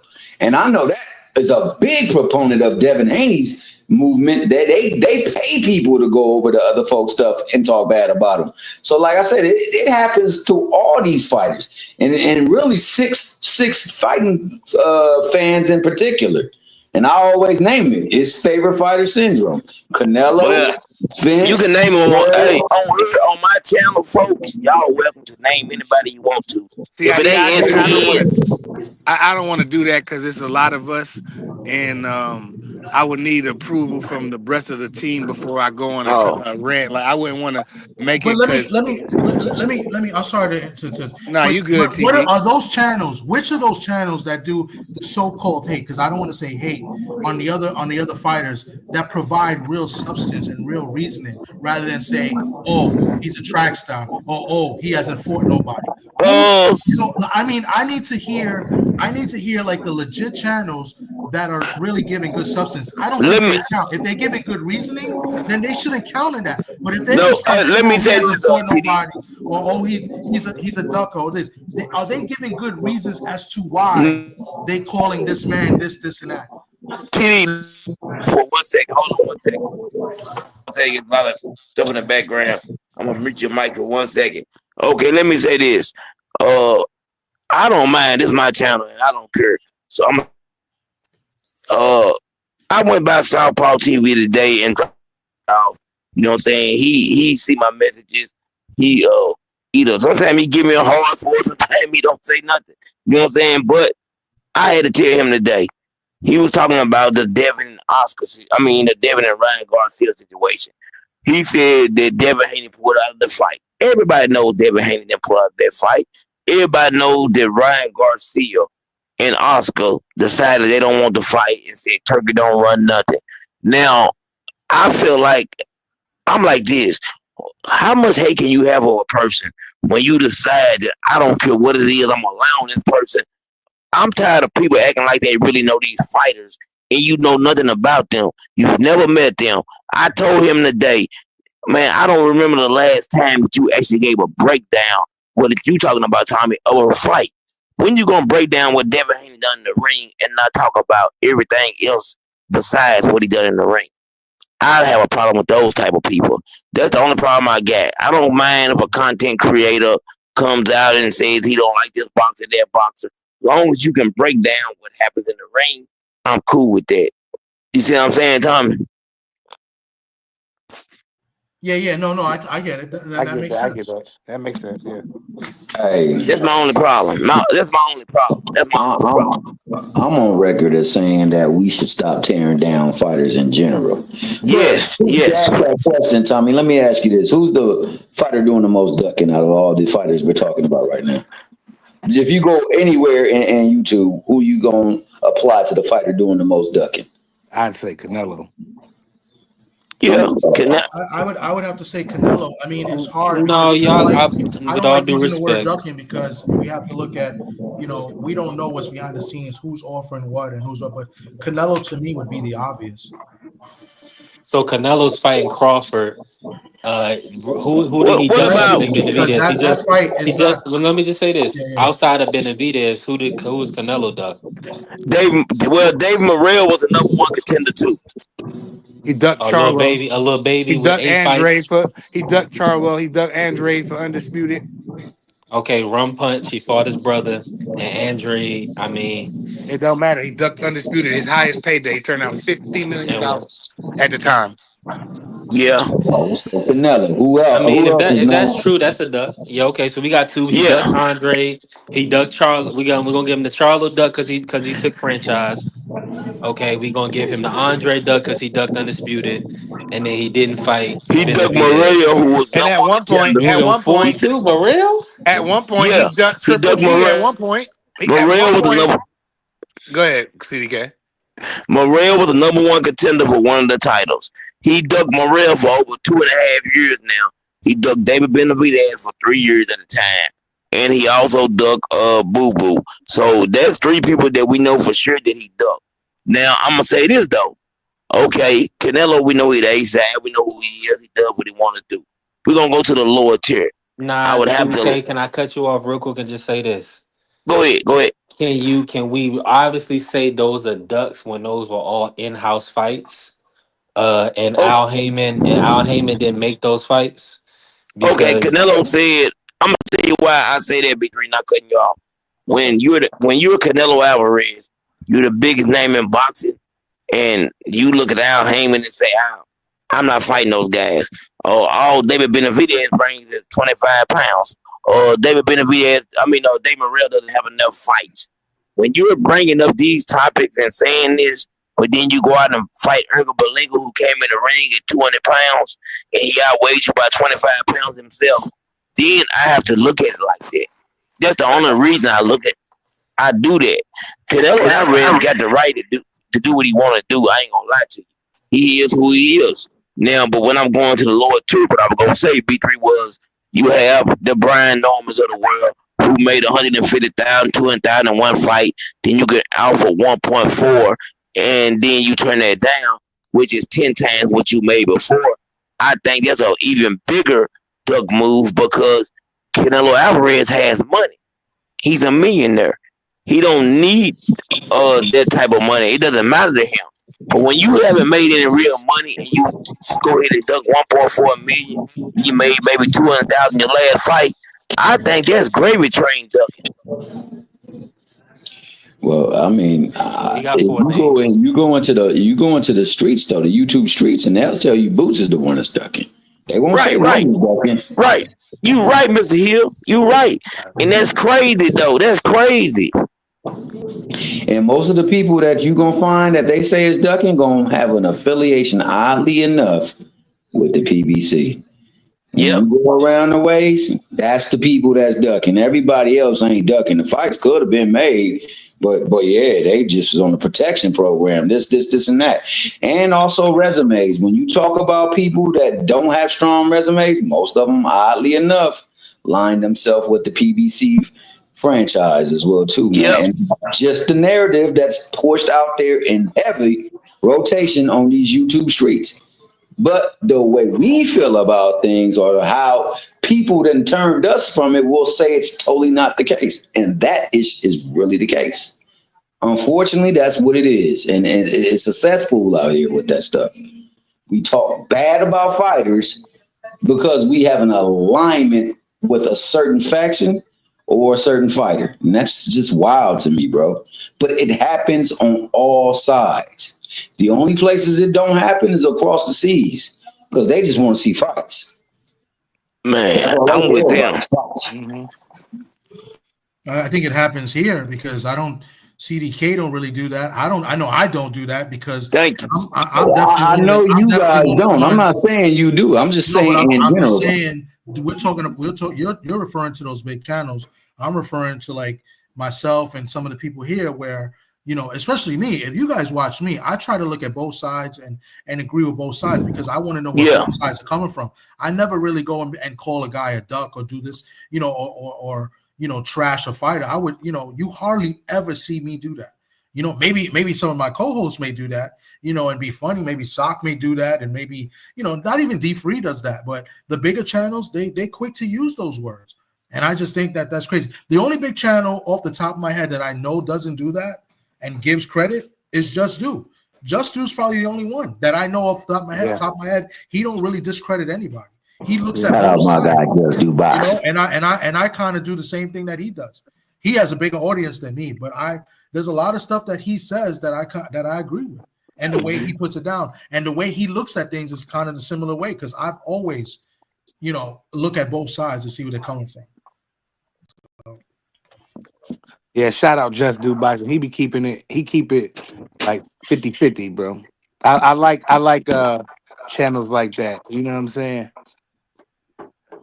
I don't know Just Do. He's a You need to get to know him. That yeah, man is he's a good solid. he's solid, bro. He And come on the channel. he's a He's Shakur come guy, yeah, but he's he's cool. from He Newark, came so on you know. he came on BBO channel a couple times. He be in the chat sometimes, so Okay, so I definitely got to get to know who Just Do is as far as the content creator.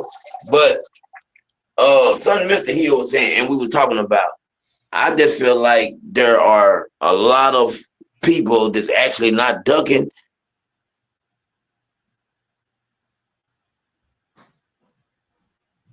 Yo, CDK, you went on mute? What's up? Did you go off? Can y'all hear me? Yeah, now we can. now. Yeah. Okay, I said when you have a big fan base, you can create any narrative that you want.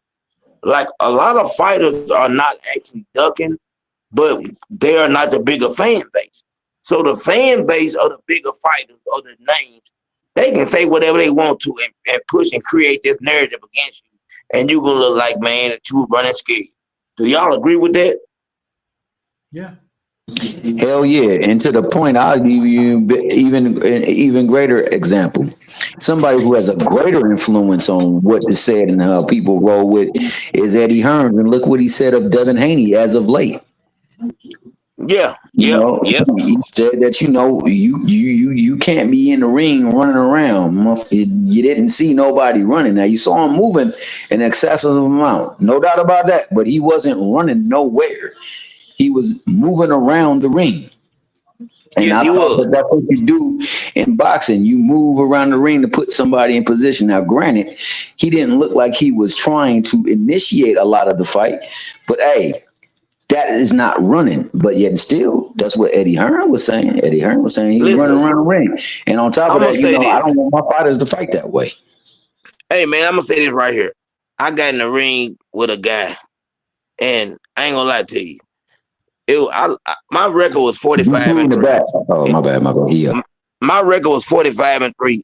One of the guys that I lost to, this guy, you know what I'm saying? I'm talking about, I thought I won the fight. When I tell you, in the amateur, it's hard to run in the amateur fight because you got to get points. But this guy was moving, man. And when I say moving, he was moving. He was all over the place. I'm talking about he stayed on his back foot. You know what I'm saying? I felt like I got done the most work, but it's my job. And my uncle told me this. My uncle was my trainer. Your job is to know how to cut off the ring. He said, Carlos, you didn't cut the ring off. Yes, it was a close fight, but you could have done much more. And from that point on, I realized cutting off the ring means a whole lot in boxing. And before I go any farther, I got the man, the myth, the legend on the channel. My brother, Mr. D Free. How you doing, Mr. D Free? We are back. We are back. Hey. What you doing, Free? Ain't nothing, man. I'm up here about to make some daggone barbecue baked beans, some ribs. Oh man. Ain't nothing like some barbecue baked beans. Yeah, I hear y'all up here cooking. I hear y'all talking about guys in the ring and how to get these fights won and who they be ruling for and all that. Who they yes, sir. Them to judging for.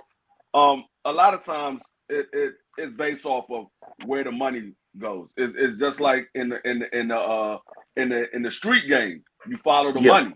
Wherever the money goes, that's where they're gonna lie their trust in. So whoever the money is behind, there's a high probability that fighter usually gets the benefit of the doubt. So when you see these fights that's real close and you're like, dang, I had it for this person, how they score for that? It's usually because the money's behind the other fighter. Hey, D Free, can I ask you a question, man? What's that? Who's your favorite fighter? I don't have one. Exactly. So that means you have no bias to the fighters that's here right now, right? Right. Okay, so with that being the case, of all these fighters out here, which fighters is ducking as far as the populace in these YouTube streets, and what fighters have a poor resume? Name me those fighters that people are saying. Who are the people saying are ducking? Who are the people saying ain't got a poor resume? That people are saying has a poor resume? Yeah, these people that have these content creating channels, what do they say? The masses. If you had to do a general populace, you know how you guys use demographics and discriminating and making information for cases you got to put together. If you had to put a case together about who's ducking, who's freaking from these people out here creating contents on YouTube, who's your prime suspects? Most people would say Tank Davis has a poor resume. I agree. I don't agree with that because I agree with you. I don't agree with that because a lot of people, they look at Tank Davis at 135 and they look at his resume and be like, oh, well, he fought this person. But at the weight classes that he fought, a lot of his top competition, it was at a lower weight class. So he fought Pedraza in his prime, Free. Huh? That was he fought but to me. No. Look what I'm saying. Hold on, Marky. He fought Pedraza at 130. In his prime. Yeah, in his prime. He was in his prime at 130. At that time, Pedraza was considered one of the top guys. And if anybody remember that fight, Tank Davis was the underdog in that fight. A lot of people didn't know who Tank Davis was, and they thought he was going to lose. That fight was on my birthday. It was January 14th. Yeah. In these YouTube streets, who's known as a duck artist? Shakur. I'd say Shakur. Yeah, Shakur. I would say Shakur has the weakest resume out of the top guys outside of Keyshawn Davis. Not only that, with the duck artists, we have now multiple situations where Shakur could have took a fight with Devin Haney, or he could have negotiated. You say he ducked Devin Haney? Yeah. Hold on 1 second, Marky. I'm gonna let you go next. Let Free finish. Then I want you to come in and get your whole list too. Yeah, but that's really my point. We've seen two situations now. That Devin Haney situation where he was clearly clout chasing. He said he sent the man some bottles or it was a cake or whatever. Came to his house at his party, said sign the contract. The man sent him a contract. Okay. Then he said, nah, y'all, I want 50-50. He tried to go to the WBO. Well, they only gave him 30 more. They only gave him 5% more. And guess what? Devin Haney sent him a second offer for 30%. Marky Dan, I agree with you. Hold on. I agree with you. Everything you're saying, just let Free finish. I agree with what you're saying. I agree with you. Okay, I thought it was my turn. My bad. No, Free was still going. I agree with you. Yeah. No, I would say out of everybody, Shakur has the weakest resume outside of Keyshawn Davis. Out of these popular fighters, I would say Shakur has the weakest resume, and right behind Shakur would be Tio. I would say Tio has the second weakest resume. But like I said, it really doesn't matter who's on the resume. It all matters of how these guys face up how they match up when they get in the ring with each other. Because you can have a terrible resume, but when you get in the ring with one of these guys that we believe is one of your contemporaries, what happens in that fight? Because everybody said that Earl Spence had the best resume compared to Bud Crawford, but when he got in the ring, Bud Crawford wash Earl Spence. So it really doesn't matter about the resume, in my opinion. Yeah, I agree with you. Go ahead, Mark it then. It's your time now. Where Marky Mark Dan? it then. Oh, my bad. No. So I agree for the most part, except one thing. You said you would put Keyshawn, or excuse me, you said you'd put T.O. third after Keyshawn. I would slide Tank into that spot. I mean, respectfully, I just place Lomachenko and Josh Taylor over anybody on Tank's resume. I mean, even if you wanted to say Ryan Garcia, I mean, anyway, I just think T.O.'s resume is better than him. So if for me, it would be Shakur one, because not only does he have a crappy resume, he's a duck artist. Keyshawn 2, and Tank 3. I would just add. You said you would put Josh Taylor and Loma over anybody on Tank's resume. That you only could put them over two people, because those only two people. You can't go these two people versus the whole resume. It's only two people. You can only replace them by two people. So you put those two over anybody. Well, who else would you put over anybody else on St. David's resume? You got Frank Martin, Hector Garcia, Mario Barrios, Rolly Romero. No, what I'm saying is, me personally, I just go ahead. No, I was just saying, I would give you, those are the two best names that T.O. have on his resume, but you go name for name. You got Loma. Arnold Barboza ain't a bad name either. That's not a bad name. Yeah, so what I'm saying is you got Loma, you got Josh Taylor and Sergio Martinez. Sergio Martinez, don't forget. Okay, you got Sergio Martinez. Excuse me. But what I'm saying is, do you think Sergio Martinez is a better name than Frank Martin? Sandor Martin, yeah. Sergio Martinez, absolutely. Now Sandor Martin, I don't know that might Frank be. Martin, yeah. Sandor Martin is better than Frank Martin. Yeah, he retired Mikey Garcia, and a lot of people think he beat Puello in his last fight. You know what I'm saying? Even though Frank Martin, the fight before he fought Tank, even though I thought he pulled it out in the end because he dropped the dude, some people thought he didn't win that fight against what's his name, Denny's, whatever. Then outside of that, all he got is getting slept against Tank, and then the dude who looked like Muhammad Ali, he beat the hair off of him. Compared to Martin, I mean, the two dudes I just called out. Michel Rivera is the guy he beat. Sandor Martin. Yeah, Michel Rivera. Sandor Martin, at the time when he fought T.O., he didn't fight the other guy. He had only fought Mikey Garcia. You can't give him credit for you can't give him credit for what he did afterwards. Hey, let's have that conversation. Who did Pedraza fight before he fought Tank? I told you Pedraza was considered the top guy. I think he was like number 2 in the division. Wasn't Lomachenko in the division at the time? No, Lomachenko wasn't. Lomachenko had already moved up. Yeah. No, Lomachenko was number 1. No, because didn't Jose Pedraza fight Lomachenko at 130 after he fought what I'm saying is Loma was number 1. Pedraza was like number 2 and number 3 at that weight class. Pedraza was undefeated. Tank Davis fought him first. I'm just looking at Pedraza's resume. It's not nothing to write home about in terms of his title run. But this was the question though. The question was, in the YouTube streets, when you go to all these various channels, of all the fighters that we talk about on a regular basis, who are the fighters that are known as ducks? Not who you think is a duck, but who are the fighters that the channels are saying are ducks and who have weak resumes? The names we pretty much called out already. T.O., Tank, Shakur, and Keyshawn, if you want to put him in there. People are calling Keyshawn a duck. No, they're not calling Keyshawn a duck. His resume ain't up there yet.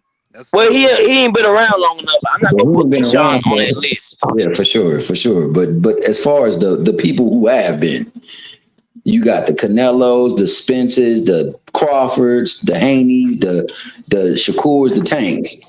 Those names, who are the ones that are applied to weak resumes and ducks? Not Devin Canelo. Haney. Canelo off the top. Oh, absolutely.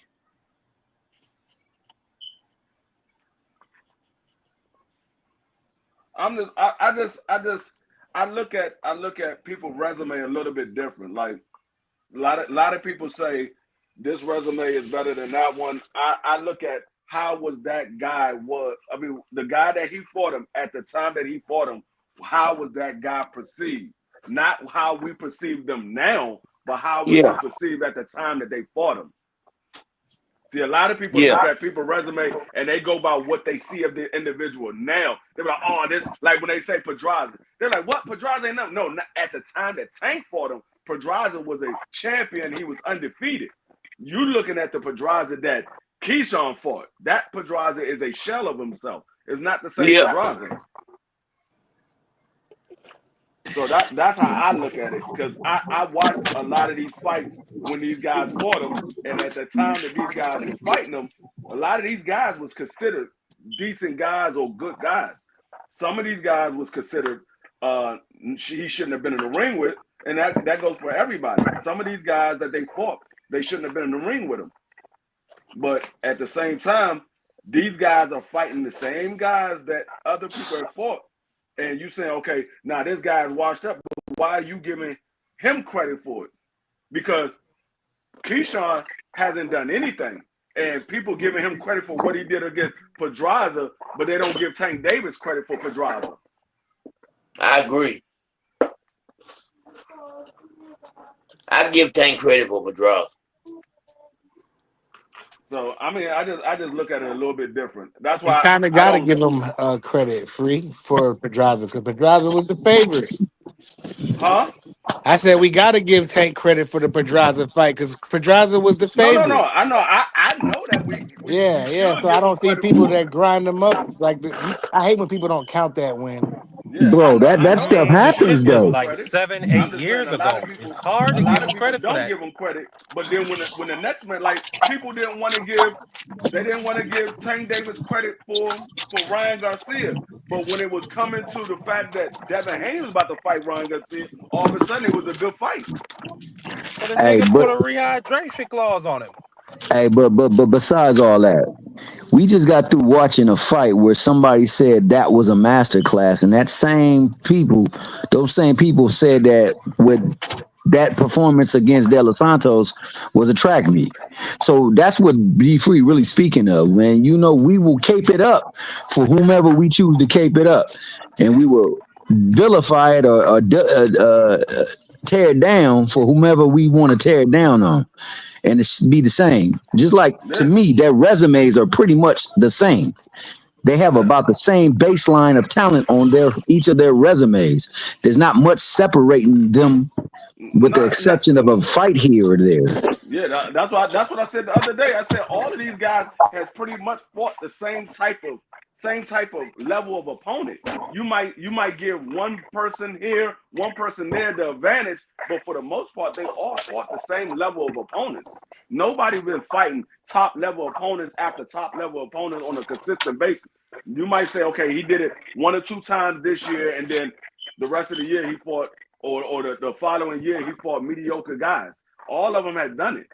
But So that nigga Tank about to be 31. He should be it, way it ahead of doesn't that. matter if it It doesn't shouldn't matter if be Tank is about they at the same level of resume. no, it does not matter if Tank is about to be 31 or not. Kinda The do. fact that no, okay, you say Tank Davis about to be 31 and he hasn't fought your quota, your style. I mean, the person that you think he should have been in the ring with. I would say he fought some of the guys that he should have been in the ring with, that we said we wanted to see him in the ring with. At two off the top that I know that everybody said they wanted to see him in the ring with, he fought two of them, which was Ryan Garcia and Frank Martin. He fought those guys. So you saying he's about to be 31. Well, that's the same thing that was going for daggone Bud Crawford. Well, I didn't really want to see him fight Frank Martin, to be honest. I wanted to see At that time, I wanted to No, see Shakur, but I knew that. Hold on. I'm just telling you. You said we. I just wanted to clarify that we, because it wasn't a we. I didn't want to see it that was a fight. we because we all said it. We was on BBO and we asked, who No, do you yeah, want I to see even Tank Davis remember that. fight You next? asked me. Marky Dad, why you not excited for the fight? Because I told you. I even remember you asking me that. I didn't say why you not excited for the fight. We came up with a list. We said, who do we want to see Tank Davis fight next? And all of us ran down a list of names, and Frank Me too, Martin was that. on that list. Frank Martin was on that list that you gave out, that I gave out, that BBO, that prize fighter gave out. He was all on that list that we all gave out. We gave different fighters here and there, Yeah, I but remember Frank that Martin day. was on that list. I remember that day. B3 in the back. All right, well then I can see that point then, if that is the case. I don't remember that, but if I did write that list, I can see that point. Hey, no, bump all that concession and stuff, bro. Look, I'm gonna be honest with you. Only fights I really care about for Tank is the fights that nigga, quote unquote, in every other YouTube space has been ducking. Cause I want to see him in the fights that everybody say will whoop his ass. Because then that way we'll know if Tank the real deal. And likewise, if people have the energy that they have against him to change up and say, yo, you know what? When he do handle the business, yo, he really was one of those ones. Likewise, I want to see if he able to make sure that he can keep up with people that quote unquote can outbox him and box circles around him. So I don't want to see him in no fights about that. I only want to see the rematch because the rematch is necessary. But if it's me, I'd rather it be T.O. because he been talking chop and people say he's something special. Shakur first because they all say he the one that's gonna take him down. I want to see Devin because Devin and his family was over there speaking about his family and talking about how much he been whooping on his ass since they was young, and also Keyshawn Davis because he's the newly appointed one that's gonna dethrone him too. So I want to see those fights. I really don't want to see no other fights, but I can only hope for those fights. Like my whole thing is I've been saying it since the beginning of the year. I have no expectations for none of these guys because most of the time when we say we want certain fights, we don't get them. So I don't have no expectation. I just find out what happened when they make the fight. Whenever they make the fight, I either give them praise for making the fight or I criticize them for not making the fight. So I have no expectation. There's fights that I want to see, but I don't expect to see anything. I just see whatever they decide they want to give the fans.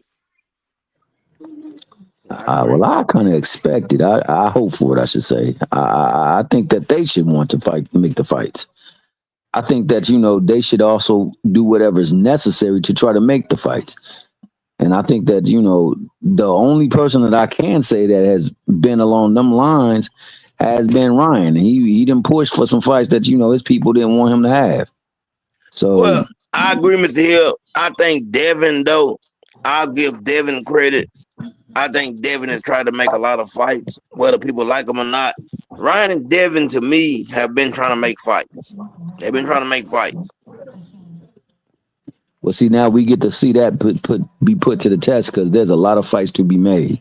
So hopefully we can get these fights, and there's a lot of players in these weight classes where they can make them. Not so much at 35 because at 35, the only true fight I really care to see, other than Shakur and Tank, is Tank and Keyshawn Davis. After that, I'm gone. I'm done because Loma no longer a player there. But yeah, I agree. Every other fight, it don't have to be at 35 for me. It could be like Floyd Mayweather. I can't make that weight, but I can get close to it, where I'm still efficient and I'm still gonna go up in there and fight. I'm not gonna lie to you. If Williams Zepeda gets past Shakur Stevenson, I would want to see what Tank Davis look like against Williams Zepeda. But D-Free, do you believe he's gonna get past Shakur? I don't.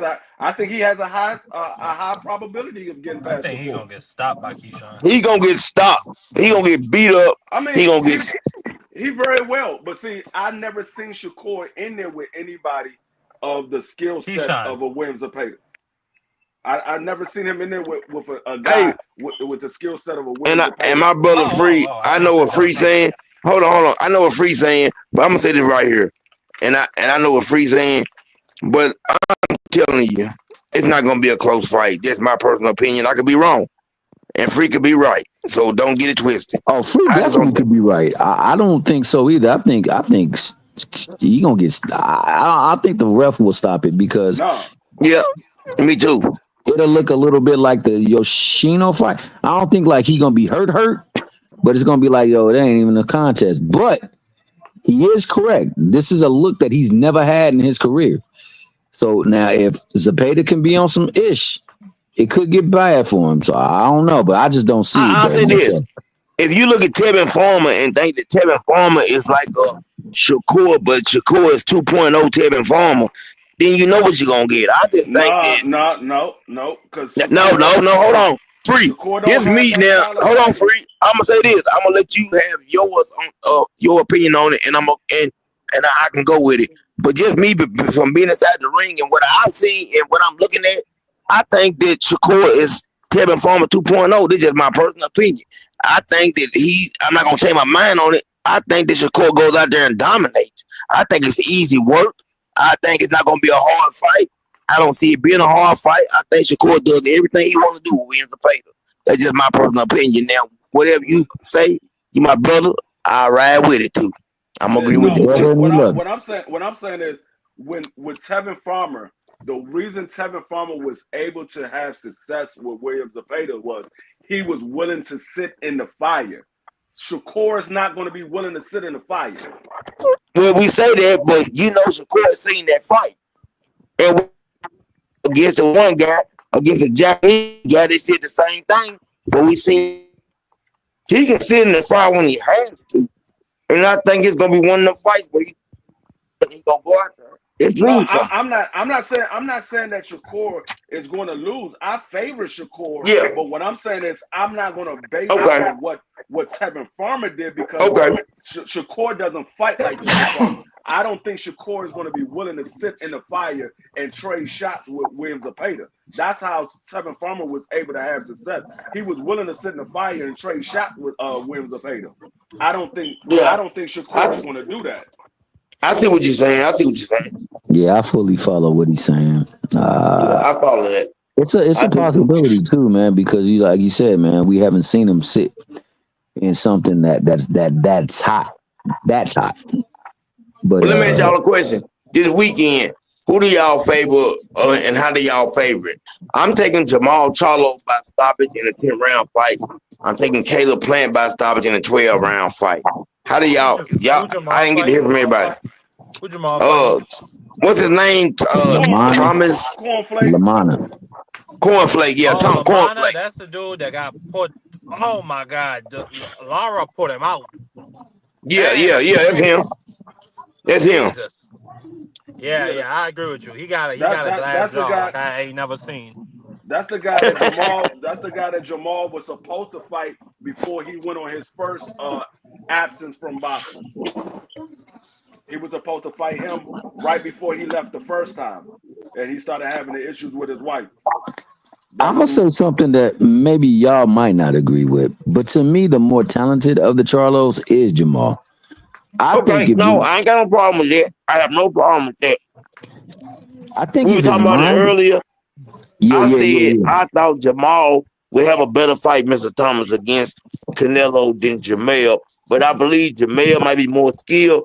But I think Jamal's style fits Canelo better, and he's a bigger, stronger fighter. See, that's the thing. I believe that Mel is more skilled. I think more talented is Okay. Maul. Okay. I think Maul has more just raw Yeah. athletic talent. Like yo, he got more measurables, I should say. Skill level and how to apply your skill, I would go to Mel. But just the fact that talent is there, I I think that the agree. man is talent. I don't find somebody who is just that far removed from being in the ring, actually getting in the ring and beating a pretty damn good talent, even though a hampered talent in Benavidez. But it's still a professional fighter that I can't get in the ring and beat. And I'm No, bigger than Yeah. that, make it tricky. Go. I think Jamel and Jamal fight exactly the same. I think the difference between the two is Jamal has better ring IQ. I think Yep. Jamal has better ring IQ. I think Jamel is more stubborn. He's gonna do things the way he want to do it. And if it doesn't work out, he's just gonna stick with it. I don't think he makes an adjustment. I think Jamal, when he was at the top of his game, he was more versatile. I think they fight similar. I think Jarmall just might have more power, but I What think they about the fight. jab free? What about the jab free? What do you think about I Jamal's think jab compared to Jamal got Jamel? a better jab. I honestly do. Yeah, I do I too. think, like I said, I think they both fight similar. I just think one is stronger than the other one with a better ring IQ, and I think the other Yeah. one is a little more more of a boxer. He doesn't have as much power. He's more of a boxer, but I think they fight similar styles. I can agree with that. I agree with that. I got to. Hey Tommy, what Yeah. you think about it? I'm sorry, I'm like looking up something here. I didn't even listen like the last 10 minutes. My bad. I'm here though. I'm just here in Okay. another room. My bad. So I Jamal didn't and say Jamel. I didn't say who's a some better bud fighter, is Jamal him. or Jamel? Yeah. Yeah, I think Jamal is better than Jamel. I always mix them up though. Maul is the one fighting this weekend, right? Yeah. True Yeah, indeed. Maul. And I always look at when I look at Maul, I look at the fight against J Rock because to me that was like one of his better performances against J Rock because J Rock was on that night too. That was a good skillful fight for as long as it lasted. And I just like the Yep. way his punch placement is. And in that fight, it's like some people say J Rock's chin is a little suspect, but in that fight, Jamal's punch placement was on point. You Also, know, I want to say this too, Tommy, man, because you said something that is true, bro, and I rock with it. You said that you tired of these people using their content to just tear other folks down, man, and it almost make you not want to do content, bro. That's the reason why we need people like you doing content, man, because Yeah. there's got to be Yeah. an alternative to some bullish that might be going on with some other stuff when we couldn't actually promote the sport we love. I've never seen us promote the sport we love by tearing it down in so many other facets. So we definitely need people out there that can just talk boxing, man, and talk about the things that these fighters bring to the sport of boxing, man. I don't think that the recourse is to say, nah, man, I'm not gonna do it.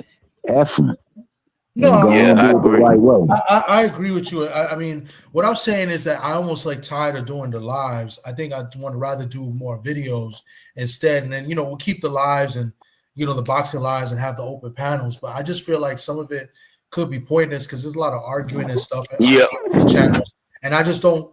And that's what I don't like, and I don't want it to go that route again unless it's bringing some sort of substance, which Right. is I think what we're doing here today and what we really usually do on our lives. But it's just like the people that watch, they only into like that Jerry Springer and those crazy disrespectful stuff, and I'm not with that because Yeah. I could disrespect somebody too easy if I wanted, but what's the Right. point? You know what I'm saying? I'm not gonna get nothing out of it. So I think what we're doing is great, and I'm not saying I'm gonna quit doing content. I'm just saying like the lives, I feel like I could limit them, limit them until we get to like the football season where we really rock out because that's when we all get into it and we have even better debates on that. You know what I'm saying? And we're not tearing down Yeah. individual, fighters. We're talking about teams and and there we were truly fans of a particular team, and that's where it gets, it's okay to do that in my opinion. You know what I'm saying? So I mean, I hear what you're saying, and I appreciate that,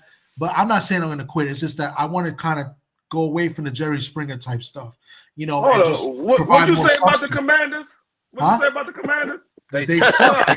That the sophomore year for this guy is going to be shaky. The sophomore jinx. Hey, that's It's gonna be true. The The sophomore sophomore jinx. ass kicking. yeah, that it is gonna be interesting to see. I mean, he had such a stellar first year, bro. No, I don't I know if think the I'm gonna tell you pressure this is right on here. And people not gonna agree with what I'm about to say. I'm gonna say this right here. And I'm gonna say it coming from a father, a parent, and everything. You can only protect me for so long, and then I'm gonna have to see the world on my own. I want y'all to think about that.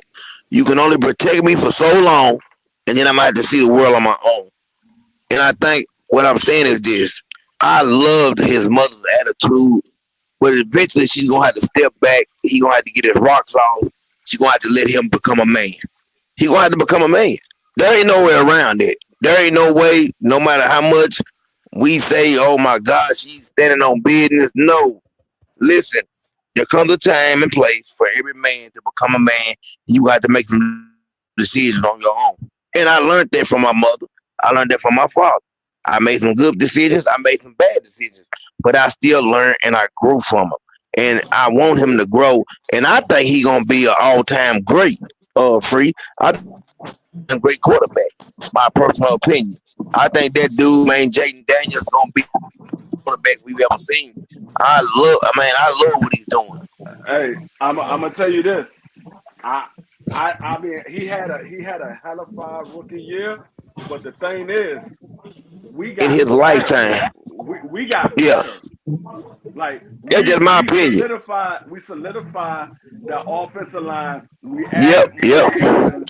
We yep. added more weapons. So I don't see him having a sophomore slump. And if you I really don't think about it, either. C.J. Stroud didn't have a sophomore slump. He had receivers go down. So his Yep, numbers yep, didn't really show as well because he didn't really have anybody to throw to. But he didn't really yep. have a sophomore slump. No, he didn't. He didn't. He didn't. But let me ask y'all this. And ask you, Free. That's your team. And you a man. Do you think that his mom gonna have to let him go ahead and take risks sooner or later? Like let him learn life on his own? Yeah, I think what his mother is doing is actually good on her behalf because Yeah. I think she want him to get everything in order first before you Right. start before you start venturing out to doing other things. Make sure you Yes, sir. have your pro career intact. You know what you're doing. You got Right. your playbook down, and you know how to be a NFL player. Once you got Right. that, now you can go ahead and start venturing out doing different things like that. So I'm not mad at what his mother No. is Yeah. doing because I think she want him to be more focused on your career. Be focused on your career. Once you got your career straight, then you can worry about the outside life. But I, I Yeah. you hear got I you got a hear that. career. I hear that, but at the same time, he's 23 years old, and it's like I saw that incident where the man was just sitting next to Juju Watkins, and they were Yeah. just having a nice conversation, and then Mama comes out of nowhere and sits in between them, and the two of them No, look mad as hell. It's like she could take a step back. Like the dude is in the middle of the Yeah. off season, and it's not like this is a training camp or this is something he has to be taking notes or be singularly focused on. You know what no. I'm See, saying? Like I think she could. Well, I don't know. And I'm not not. only I'm that, not. Juju I'm not. Watkins. Like Oh, I said, one more thing. If you want your son to be with somebody, it's Juju Watkins. She's not somebody hey, who's gonna be in his pocket. hey. She got her Now own I money, her can't own disagree. man. I can't disagree with that. I can't disagree with that one. no, Hey, Yeah, I, so I before I'm think she not. I'm tripping. not. I'm not. Like I said. I understand what you're saying, but I'm not mad at what she did because I have Right. kids that's the same age, and I still make sure that they're straight. I said, hold on, you ain't supposed to be doing that. Nah, you're not gonna do that. I got a 22-year-old daughter that still live at the house, and we still making sure everything is straight with her. So I Right. understand what she's doing because at the same time, yeah, that's a young lady. She's nice. She's not in the street. She's not doing all this other stuff. Right. Right. But at Right. the same token, you don't want your son out here going out here having babies and his career is just now starting off. hey, And if they don't But if they but don't make can, they they don't make it, and now all of a sudden he got to worry about dealing with baby mama drama. let me And I'm ask y'all a question. not saying that she's going to be like that, but you don't want that obstacle to be there. You want him to stay focused on what Le- his goal is. Okay, Free. Let me hey, ask y'all all a question. I'm at the whole panel a question. And CDK, everything before Free you answer, said made sense. Hold on one second. Let me ask y'all a question. Because what I 100% agree with Marky Dan, and I 100% agree with Free as a father. What I think Marky Dan is saying, I think with you, Free, I think that you trust your child enough that you raise your child right, that you know when to step back. See, there's still a point in life where you have to know when to step back. Like you got to know when the time is right to be right there in the middle of things, and you have to know when I got to step back and let my child become an adult. I think she has a problem with that. I, from what I see, not, and I all respect due to his mother, and I ain't disrespecting his mother. I love my mother to death. I'm just saying, from what I see, I want her to be able to recognize the times when you have to step back and let your child or your son become a man. That's just my way of seeing it. How y'all feel about it, everybody? Let me say this before I bounce out, because there's some people that want to get up here and cook on the topic. So I'm gonna say this, bro. I agree with what Marky Dan said. I agree with D Free said, man. I think we're living in an age where you could see on right before our face people getting contracts, and then these video strolls start coming around, and next thing you know, Mickey Yeah, Fricky's just got like all kind of problems going on in their life, and they full of distractions and things like that.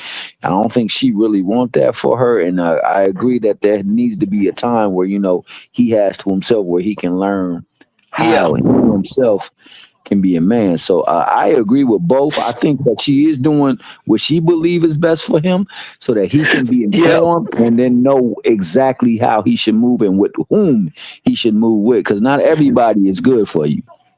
Right, right. I agree. That's why I said I agree with Free too. And I think that I know exactly what Free is saying, and I know exactly what Marky Dan is saying. Yeah, because like I said, I mean, everybody mature at a different time frame, and not saying that he's immature or anything like that, Yeah, but yeah, you have to make sure that you have your priorities in order, because if you don't, things will start to cloud your priorities, and then all of a sudden you're more focused on getting this together and not focused on your career. And so yeah, right now he's just getting into the league. This is his second year. She like, hold up, you ain't there yet to be out here worried about doing all this other stuff. Get yourself straight first, and then you can worry about, because he is only 23. It's not like he's 27, 28. He's yeah. only 23. So he's still a young man. So you still want to make But sure that they straight before they hit that real world on their own. hey, Free. But at 23, that man want to get his rocks off. We don't keep it 100. We just keep it 100. We talk. We keep it 100. We keep it 100. So at 23, he want to get his rocks off, and ain't nothing wrong with that. But I just want her to be able to, like I said, step back and say, "Hey, I've raised my son the right way, and I trust that he's gonna make the right decisions, because decisions are gonna be made regardless. He gonna make them. Listen, she can't be there every step of the way. He gonna make some decisions that she's not gonna agree with, and it's gonna be some things that she do that he's not gonna agree with. That's how it works out. Whether it's your parents, my parents, or whatever. My mom has done things that was good for me in her eyes that I didn't think was good for me, or I didn't like. I ain't gonna say it wasn't good for me. My mom ain't never done nothing good for me. I didn't like. So I would feel like that you're gonna have to let your child learn how to be an adult. Yeah. And Juju is a perfect example of somebody that I feel like has their head on straight, is going in the right direction. I wish she would have just, if nothing else, would say, well, hey, I'm going to get to know this young lady myself personally and take the time and see who she is. And then I'll make a decision on how I feel about it. Yeah, Because, I you mean, see but what I'm then saying? again, then again, that is her son. She, like I said, she knows her son better than we do. So it might be some things that we don't know about Jada Daniels that she knows. She like, hold up, nah, you're not ready for that yet. Hey, my mama know me good, Free, but my mama don't know my sex. My mama Right. never knew my sex life, or she didn't know how I move. You see what I'm saying? Like, I'm keeping it Yeah. real. My mama know a lot of things about me. She didn't know that part of me. She knew who I was as a child, but there are certain things that your mother would. I mean, you're not gonna let your mother know everything. So I feel Yeah, like I'm not mad at her. I'm not mad at her. I'm not mad at her for what she done. yeah, Like I keep saying over and over. but at a certain point, this dude is a multimillionaire, and on top of the Yeah. fact, like we said, he's a grown man, and he's probably providing for his mother at this point in his life. So Oh it's yeah, gonna he come is. He is. it's going exactly. So it's gonna come a point where he's gonna meet that right young lady, and he's not gonna give a fuck about what his mom got to say, and that's just Nah, gonna I'm Yeah. be. not. I'm no. He not that type of dude. No. I'm not saying it's gonna be anything disrespectful, Well, but if you're he never wants the to be type with of the young dude. lady, he's gonna be with her. No, I mean, if he's gonna be with somebody, he's gonna be with somebody. But like Yeah, I said, yeah. I You're think right, I Free. think she I think she's saying, hold up, you're not ready to take on that because I'm almost certain he probably has a relationship with somebody. We just Not the we way that lady. And you know what?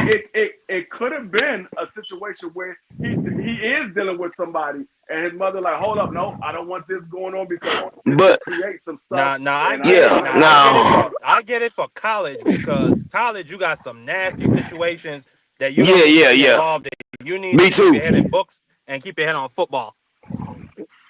Because like they had a I situation in think college that I think basketball. she Dude has was his flipped. best.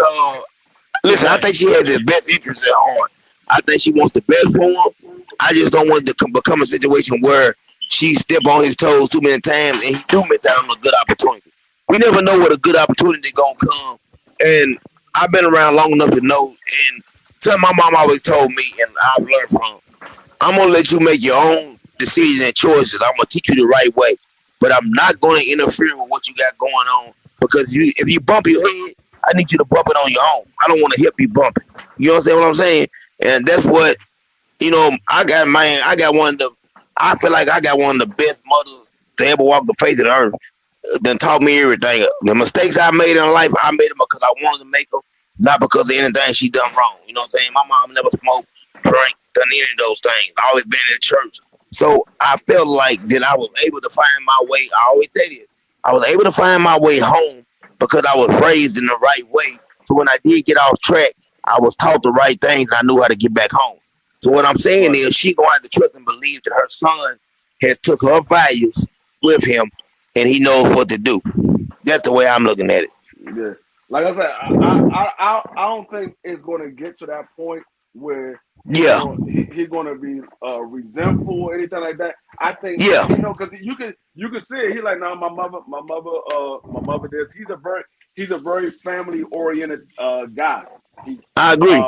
and he I don't know exactly about his family situation. I don't know if he's the only son.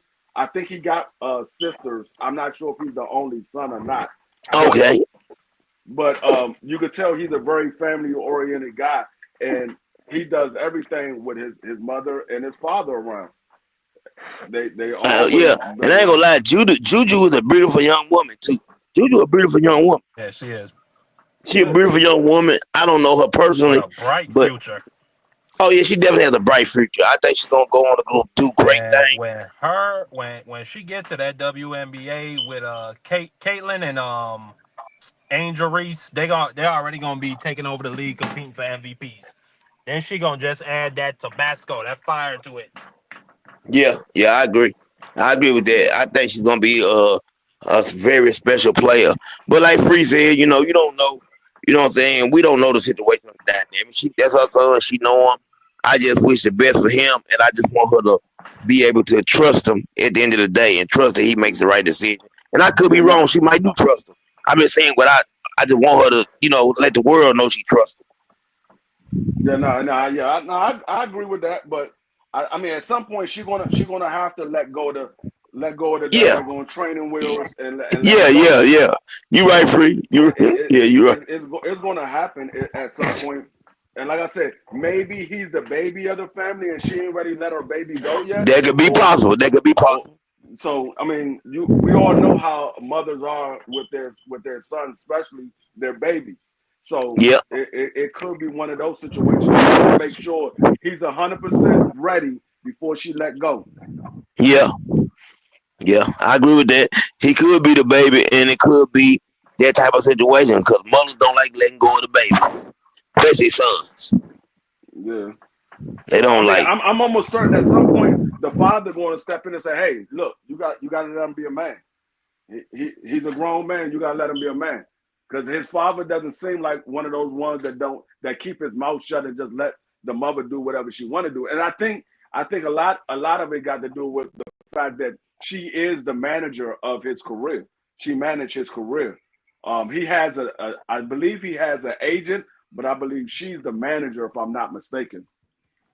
So Yeah, she is the manager. She's the manager. You right about that, man. yeah, You right. But listen, everybody, it's time. I want to get out of here. We've been on here for a minute, 2 hours strong.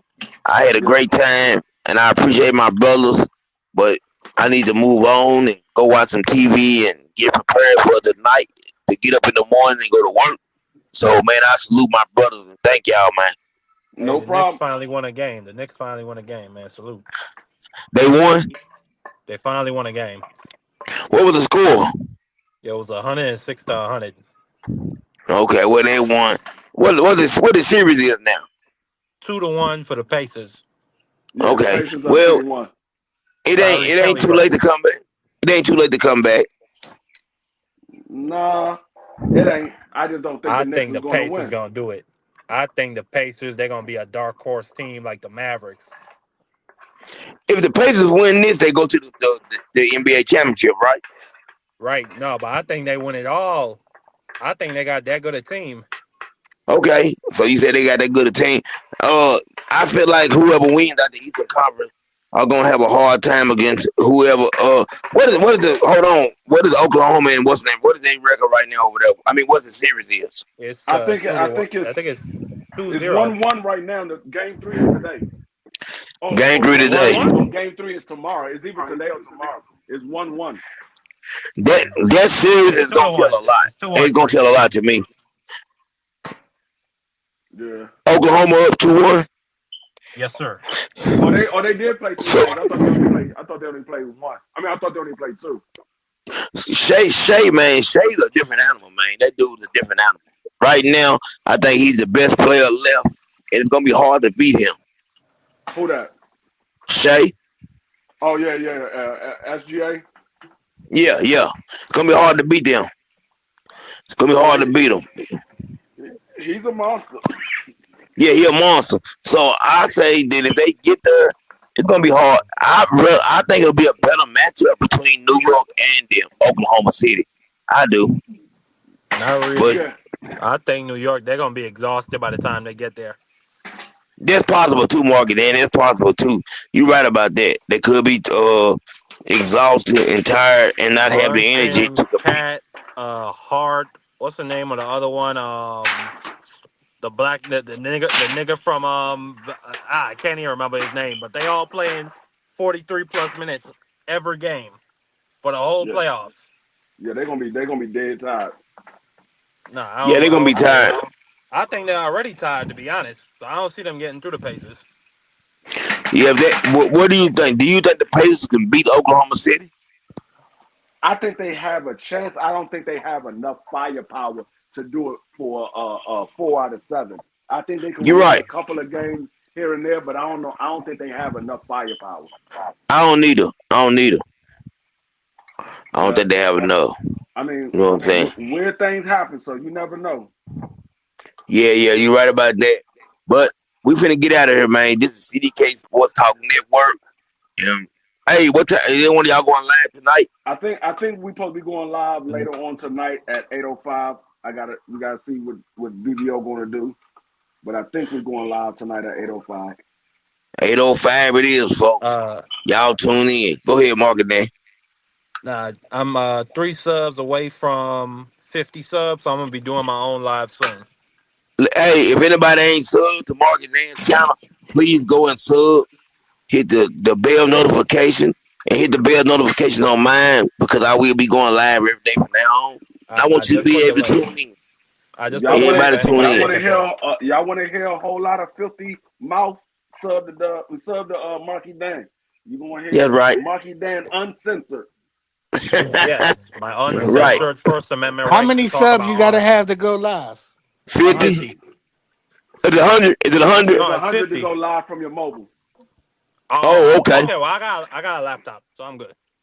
Like he Okay. can go live from his laptop Say at any bye-bye. time, but to go live from his cell phone, he has to have 100 subscribers. Say bye-bye.